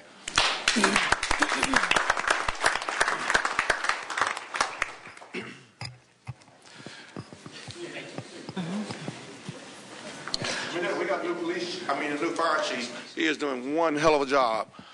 Raise your hand, Chief, so they'll know who he is. Chief, he's doing one great job. That concludes the presentations we have. Mr. Mayor, thank you for your years of service. I hope you have some things that will last you a lifetime to represent the great service you've provided to us. And with that, I'll give it back to the manager. I think the commissioners all have comments they'd like to make. Let's see. I'll go first. Ziffer. Why not? Alphabetical. You know, Mayor, you and I have had our ups and downs during my tenure serving with you, but I do want to remind you it was your vote that put me on this commission, so you take partial responsibility. It was a good vote. And I appreciate that. Thank you. It has been, and I said this the other day at Cascades Park, an honor to serve with you. Your passion for this city is unmatched by anybody I've ever met. And you run into people that talk about, I met your mayor, and I don't think I've ever heard anybody speak so highly of where you live. And your passion for helping our veterans and the homeless is unmatched. So for me, the city manager made some comments for me. I was just following your lead on a couple of those, and I was very fortunate to be there at the right time. But you will be missed. While I'm jokingly said unagended speaker, I think, quite frankly, we've not heard the last of you. When it comes to this commission, I have a feeling that you'll be letting us know when we're doing things right or wrong. But thank you very much for allowing me to serve with you and next to you, at least for the past 5 years, and hopefully for a few more years in a different way. Thank you. Thank you. Mayor, John, you and I came on together at the same time, almost 12 years ago now. And it is going to be strange on this dais without you, but it would be strange for both of us to be here because there's only one seat. We'd have to figure that out. I say that jokingly. You know, that video was really important because it really does remind us that 12 years is quite a long arc. And a lot happens. There are inflection points. There are moments of excitement. There are less favorable moments. There are moments where I remember Anita's hairstyle in each one of those clips that she was featured. The color was different each time. Yeah, coloring, almost the same. Yours too. Mine's Only changed. my hairdresser.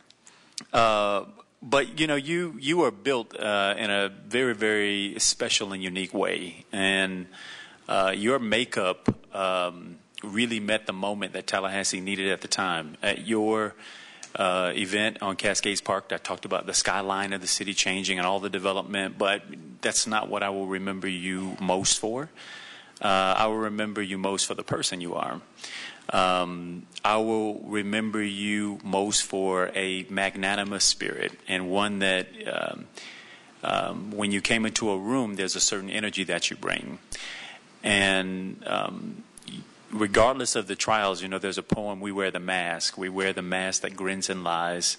It hides our cheeks and shades our eyes." And at moments you had to wear a mask, but what really got you through was the man and the makeup of the man.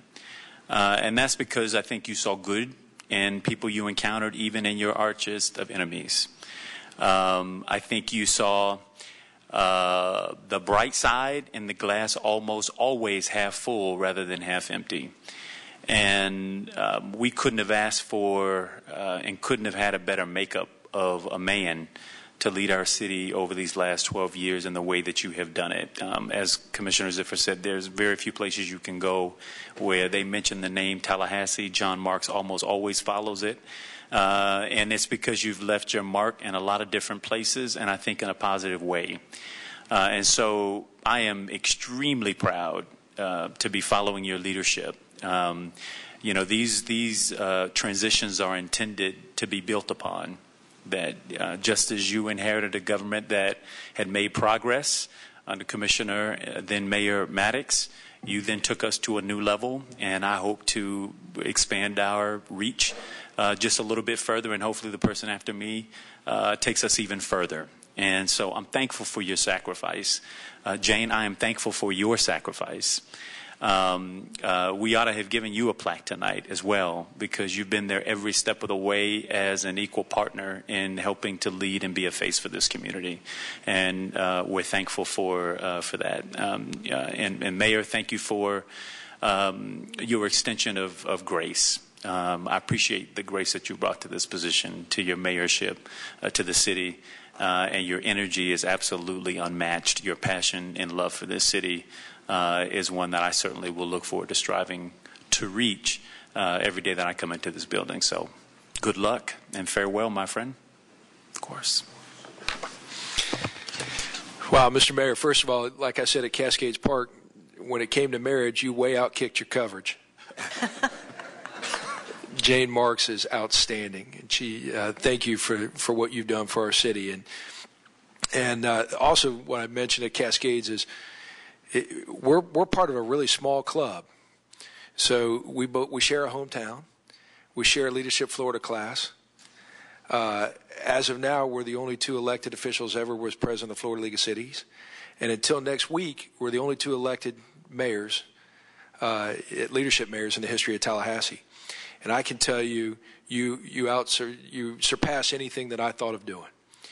You've done a fantastic job. And what Commissioner Gillum alluded to is correct. It's about moving the ball. You look at the Athenian oath of what government should mean, and it means making your community a better place, that this city is better for your efforts. And it is. It is better for your efforts. And you've taken the slings and arrows that come with public life, and you've done it gracefully. And you continue to keep your eye on the ball and push for a better community. And the fruits of your labor can be seen all around the city. And I'm excited about the fact that you were able to surpass what I was able to do with a good team. And I think that Commissioner Gillum will surpass what both of us have done. And that can only mean better things for our children and their children and their children in this great city we live in. Thank you for your service. Mayor, I'm pleased to be able to bring up the end of all these comments because, I watched the video and I realized that you've been mayor during a lot of really good times in Tallahassee, but you've been mayor and led the city and led the commission through some very bad times in Tallahassee. And even through all of that, while other communities were literally declaring bankruptcy, we were still building and we were still moving forward, and there was still positive energy. It was challenging at times, but the committee that you put together of all the institutions to try to encourage everyone to move their capital projects forward was critical at the time. That's when I first came into office. That's what you were doing. And it was really a great idea and a great approach to address the hard times that we were in at that time in 2010. So I thank you for seeing us through all of that. For as a community, we thank you for making sure that we were all okay, for giving me a good example to follow and teaching me how to be a government official, be an elected official, because I certainly came in not having, I didn't quite recognize the gravity that would bring. I thank you very much for helping me with my reelection. I thank your wife for being a wonderful First Lady to the City of Tallahassee. And we expect to see you back commenting to us. I'm sure there will be, I'm always looking for good people to put on committees, as you know. So I don't feel like we're saying goodbye to you, but I very definitely, it won't be quite the same without you here. And thank both of you for all the sacrifices that you've made to do this job.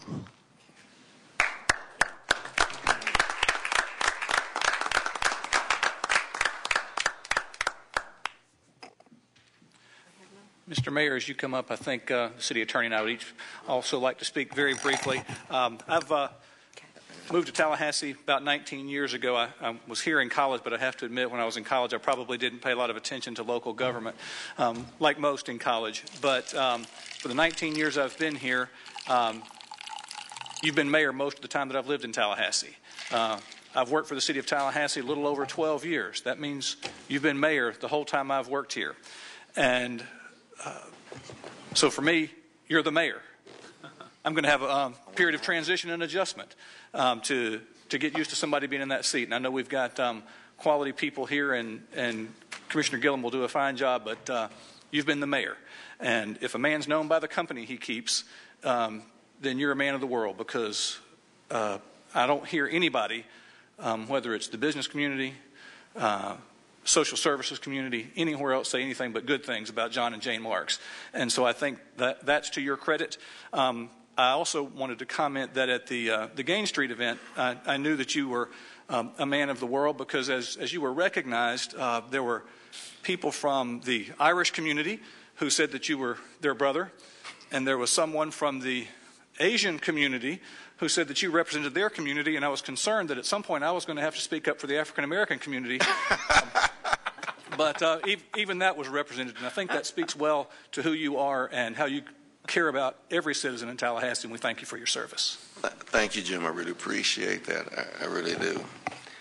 Well, Mayor, I've been here the whole time you've been mayor. I've been 20-plus years either deputy or city attorney. It's been my great pleasure to work with you on many projects. And I'll tell you guys, just so you know, to the very end, the mayor is taking care and trying to take care and doing things for the least of these. The last week, I've met with him twice in the last 2 or 3 weeks on 2 issues that he's been pushing for a lot of time. And they're important to me, I think, as issues standing alone, but they're also very important in terms of showing what kind of person John Marks is.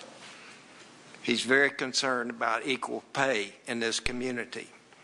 He's very concerned that we start in our own backyard, that the city doesn't have problems with equal pay, and we're moving forward and looking at that. And that's important not only here in our city government, but throughout this community. And there are a lot of women that need help in that, and hopefully your beginning of your initiative is going to help us get there. And the second thing that he's been pushing me on for the the last several weeks is let's do more to help those that are coming out of prison. Let's get them back into society. Let's get them jobs. Let's take that box off the application that says you've been convicted of a felony, because we all know, like it or not, that has a negative impact on a person trying to change his life and get back in society and do a job. So those two initiatives, literally in the last couple of weeks of the mayor's tenure, to me, say all you need to say about the mayor. And the only thing I say, Commissioner, I hope y'all take a close look at those two initiatives and get them done, because I think they are important. Again, I'm just going to say this. First of all, I couldn't have done this without the kind of support that I've had over the years from all of you all. I really couldn't have. I have just been fortunate enough to be the mayor during that time. And but without all of the support that I've received over the period of time, it couldn't have happened. I know that. And then you look at the lady that's been with me for, can I tell them how long, Jane? 45 years. We've been married for 45 years. And got married when I was 10 and she was 11. But Jane is really just one of those persons. She is I've only been worried about, there was only one person I ever worried about running against me. Jane Marks. And when I say that, thank you so much for everything. I've got something else I got to do, and I really appreciate you. I love this city. I love you all, and I want to thank you all for the opportunity to serve as your mayor. Thank you so much. And I'm going to take my bride out to do some.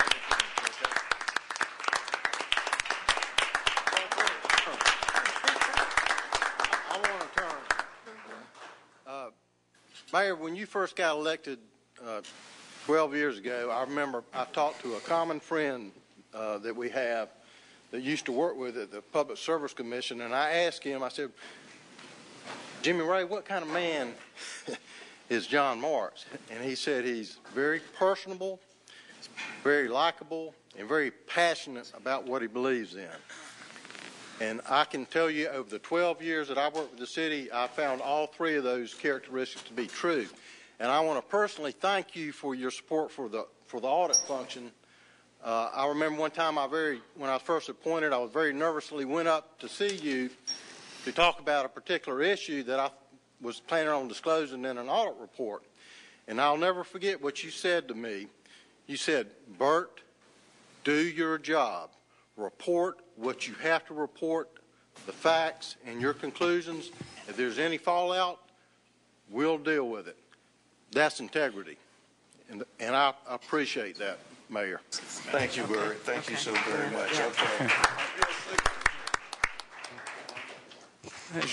One of your unagendaed speakers is your former aide. I don't know if you want to hear that one speaker at this time. Okay, he's good. I think, thank you, Mr. Mayor. Thank you all. Thank you, Mr. Mayor. I'll be around.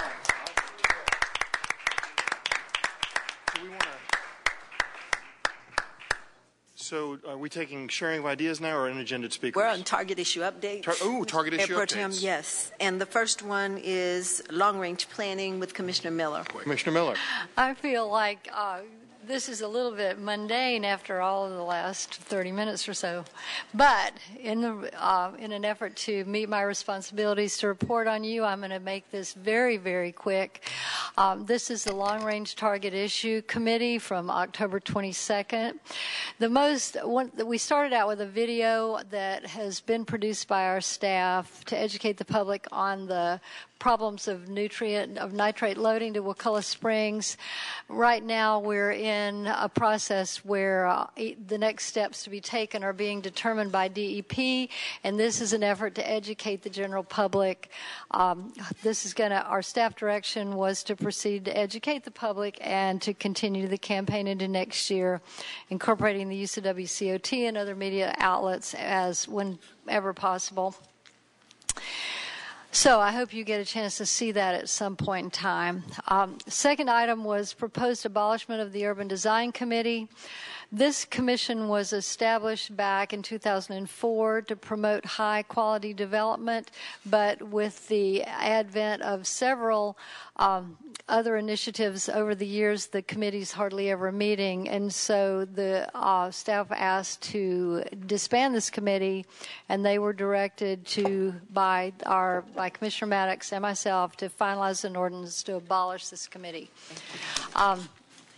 Third item was one that you heard about this morning, or this earlier in the meeting, the drive-through viability study in the multimodal district.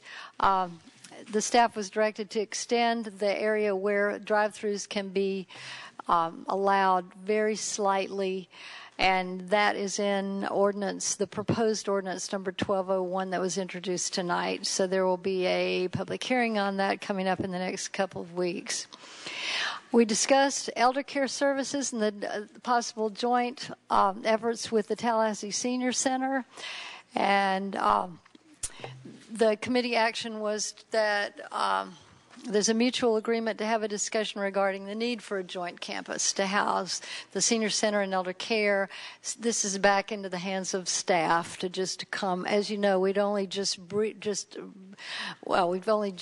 finished passing the sales tax, so it's a little bit premature to break ground, but discussions as to how partnerships can evolve are underway. As far as future items, there are just two that I wanted to mention to you. One is the Commissioner Maddox and I have an interest in pursuing the status of a smoke-free city hall. And also Mr. J.R. Harding from the handicapped community brought us a new design that the disability community has created to incorporate in the future, a little more action-oriented, and that's under advisement by our legal staff and others, and so you'll hear a little bit more about that in the future. With that, Commissioner Maddox, do you have anything to add? Not a thing. Great job. All right, good. Thank you. The next report is quality of life, Commissioner Ziffer. Yes. Much the same as the report given by Commissioner Miller.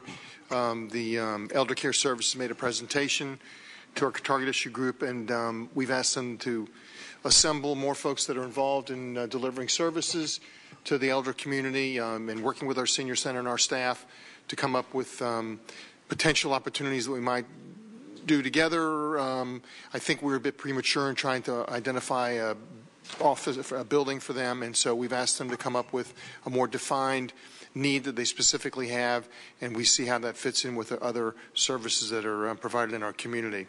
We had a presentation by the folks that do Children's Week, and they are going to be having a senior day at the Capitol this year, and it's going to be actually coinciding with Children's Week.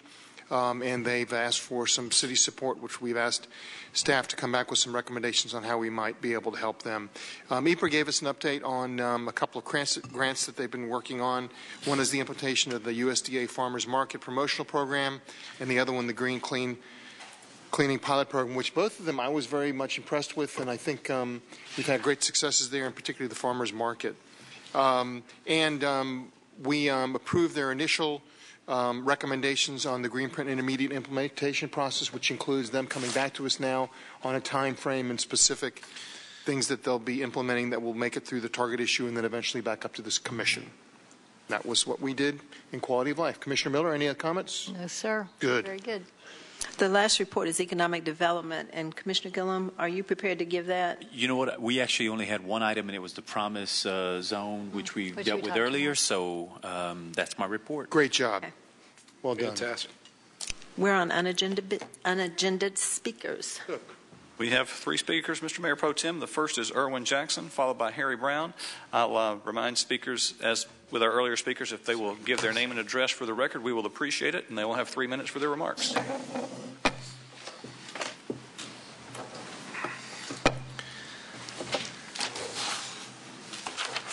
Dr. Erwin Jackson, 1341 Jackson Bluff. Sorry that John was able to leave without my gift. It's very nice. I am pleased to report to you that the ethics video that I played earlier is now being distributed to community leaders in every city and county in the United States. What I started here at this podium 4 years ago has ended with the establishment of an independent ethics officer for Tallahassee, and our success is being distributed nationwide. After tonight, I'm going to claim victory for the citizens of Tallahassee and now focus my attention on the implementation of the Charter Amendment. I hope citizens will work closely with the new independent ethics officer, share information with this new office in confidence. However, I will always be available to receive information from city staff specifically and the public in general. A couple weeks ago, a young lady called and asked if I would contribute to John Marks' going away party. I was a little surprised that they would ask me. I thought, and then I responded to her, to the young lady. I said, "Do you realize this is Dr. Irwin Jackson? And I believe that over the past 4 years, I have already contributed more to John Marks' going away than anyone else in Tallahassee." John, wish you were here, to show you I have no hard feelings, I brought you 2 gifts. First, an independent ethics officer who will be charged with the responsibility of cleaning up the mess you've created. Biomass, deferred comp, Honeywell, ADE. I didn't see that on any of these pictures up here earlier this evening. Your dishonest, unethical, and self-serving administration will always be remembered as the reason citizens voted overwhelmingly for an ethics charter amendment. The second gift I wanted to present to John was a check for $100,000. Let me just unwrap the gift, the check, and I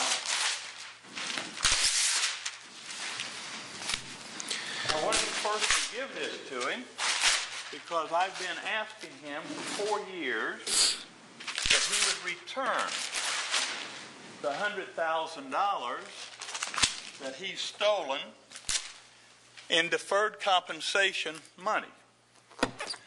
If you look at this, it has John's name over there. It's payable to the city of Tallahassee in the amount of $100,000.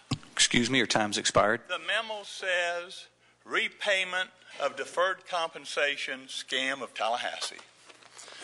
I just want to take this opportunity to let him have a chance as his last formal act. Dr. Jackson, I just want to say your comments are duly noted, and you didn't disappoint, I'll tell you that. Thank you very much. John did, though. I'm still waiting for the money. Next speaker would be Harry Brown, if that's your pleasure, and Certainly.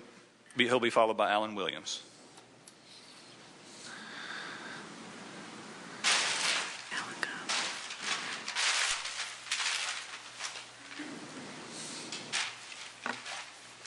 Good evening. I'm Harry Brown. I reside at 5431 Crump Road, Tallahassee. I recently learned of a separate personnel file that was kept on me that contained copious lies and innuendos that was compiled by the city manager and Sharon O'Fahony. Noted in these files is that I resigned on September 29, 2001. That is a big lie. I was fired and sent out of City Hall with a gun in my back. Noted in the same file is that I was not given severance pay because my supervisor did not request severance pay for me. That's another big lie. Anita stated that she would never give me severance. Nowhere in the severance pay policy does it say that a supervisor has to request severance pay for an employee who is terminated with or without cause. Favors took $31,000 of severance from me that Lou Shelley, you said I should have received. She took another $1,900 in fraudulent suspension pay. Lou, you stated, Harry, Anita tried to take all of your money, quote unquote.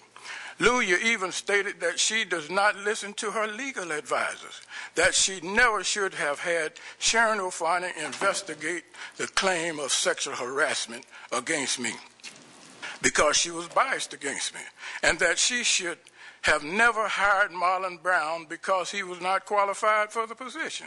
Most city employees knew he was given marching orders to get rid of me because I was not a dirty team player. That caveat had come to me from a city manager staffer. Anita is a dirty woman. She doesn't care whom she hurts or how she does it. This commission is a party to Anita's ploy. This is a racially discriminatory body that operates the same as Anita. When you put in the kill switch just for me, as was stated by Nancy Miller, that was a racially discriminatory act. You have called Mr. Jackson everything except a child of God for years, and you never discussed the kill switch for him.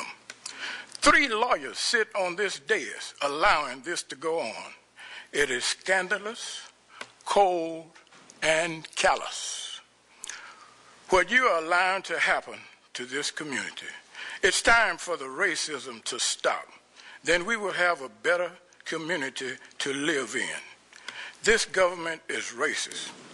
Martin Luther King also said, it's never too late to do the thing right. Mr. DeLeo, I hope you can tell them that I'm telling the truth, and it will help your job. Excuse me, your time's expired. In this city of Tallahassee. I believe we have another speaker, correct? The final speaker has left, so that concludes our unagended speakers. Any comments from commissioners? Yes, sir. Mr. Mayor Pro Tem. Earlier last week, Miss Betty Green, the mother of Sergeant Dale Green, stopped by, dropped in the office, and she came by because she was concerned about TPD and its relations with the community, and how, in her opinion, she felt that much of the conversation was one-sided and not much in defense of TPD. And she wanted to point out that she was extremely glad that Chief DeLeo is here and trying to move the community forward with his Community Leadership Council on Gun Violence and the support that he's yielding there. Tomorrow, November 13th, I know the manager and Commissioner Maddox will know this well, is the anniversary of Sergeant Dale Green's passing. And in recognition of Sergeant Green, I wanted to, one, reading to the record, and as a tribute from this body to them, state aloud other officers who died in the line of duty at TPD and at the fire department. So if you would bear with me. The Tallahassee Police Department, Warren T. Gay, Reserve Sergeant, Tallahassee PD, end of watch, June 8th, 1981. Ruby Ruiden, School Crossing Guard, Tallahassee PD, end of watch, November 2nd, 1990.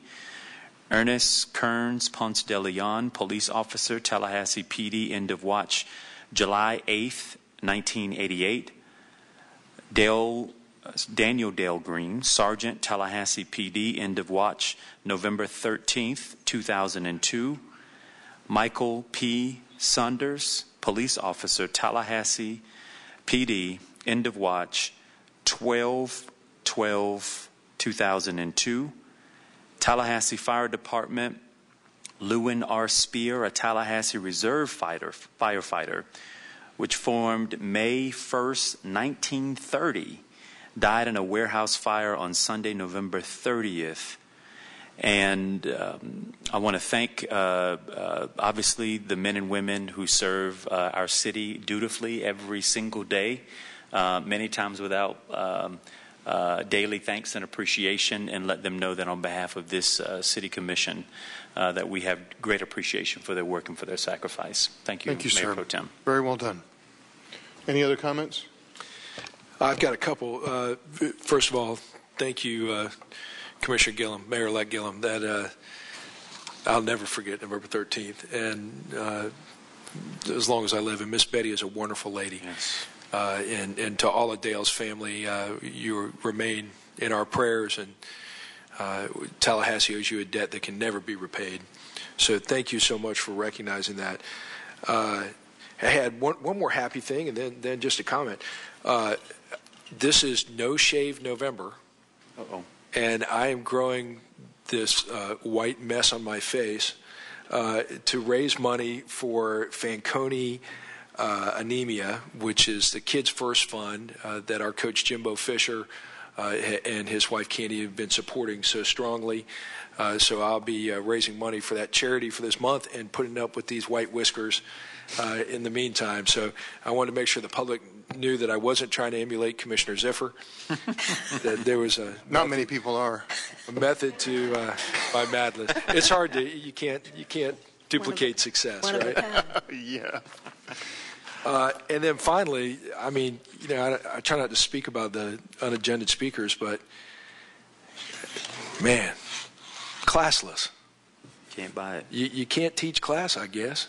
I mean, a man's last day, his last meeting, and all of his family there and his supporters there, and whether you agreed or disagreed with Mayor Marks, and all of us up here have done a little bit of both, he put his blood, sweat, and tears in it and didn't deserve to be kicked on the way out the door. And there's just no accounting for classlessness, and I'm sorry that happened, and I'm glad he wasn't in the room when it did. Agreed. Here. Commissioner Miller. I have nothing to share tonight. I could go on and on about 5 or 6 things, but I'm going to save them for y'all for the next time. I only have one comment, and then we have some business to address. We have one less shining star in our community with the loss of Marie Kraft. And for those of us that were, from time to time, had the opportunity to serve with her, her passion for young people and her passion for the sciences in particular will be sorely missed. She was, in many, many times, an anonymous donor. I won't go into those times, I know, but she was very gracious and very supportive. And she had great faith in people, and I will miss Marie.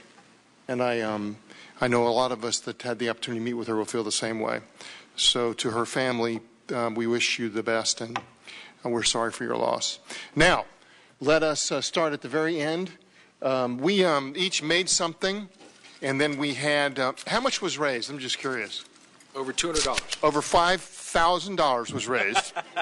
All for our desserts. And we each made a dessert or something, and people came and bought tickets because they wanted to win it. And so, Commissioner Miller, why don't you say what you made, and then you'll pick your number.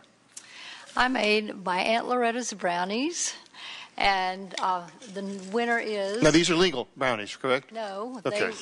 I made them before the Yes, they're election. legal. Yes, they're legal. Yes, they're legal. All right. And the winner is Lou Shelley. All right. Seems appropriate for the city attorney to win Nancy's brownies. Sure, who's going to share? Commissioner Maddox. Okay, I made the famous Maddox monkey bread with the assistance of the lovely and talented Shay Maddox. And what did you do? Actually, I had to do it all. She was teaching this morning, so she. You really did do something? Yes, but she directed me, or else it would have turned out badly. And I was about to pull Lou Shelley's name again, so I'm putting it back in. And Greg Wilkerson. All right, Greg. Wow. Public Works. Nice. All right. Well, RJ and I, made a pound cake. And what did you do? It's 5. I held the. You stirred? The mixer. Mixer. He licked it. And I did add some of the ingredients as well. Butter, cream, coconut, rum, and vanilla. Extra rum.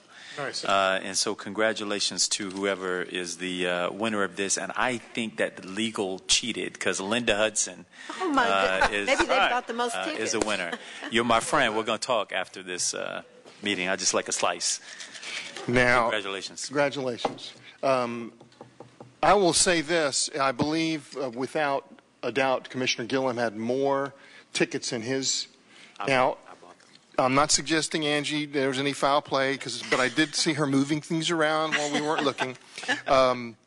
So I made applesauce, and I have proof that I made it because I actually did this when the Democrat was there. So I actually made it. But I did have the help with my wife, when she corrected me every step of the way. Sarah Keith Valentine. All Or right. Keith. Nice. Party gift. Nice. Very well done. We have So- 100% department participation. Yes.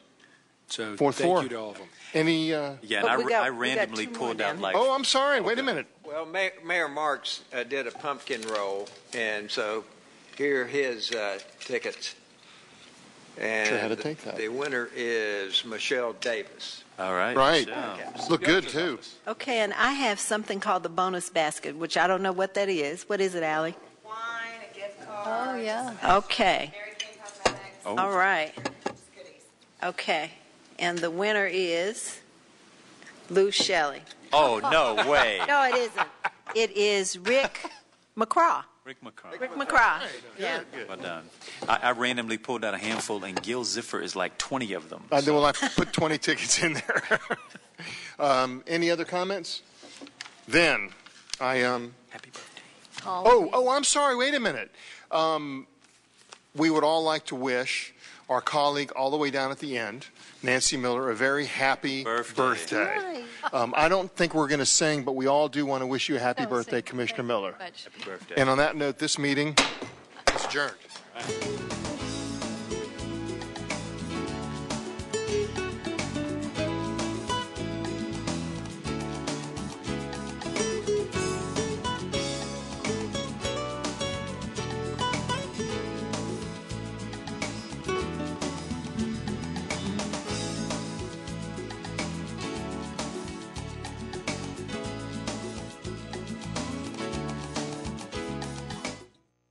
You know we should get the forest path ready for when the prince comes. He will be here anytime. Oh, I can't wait to see the prince.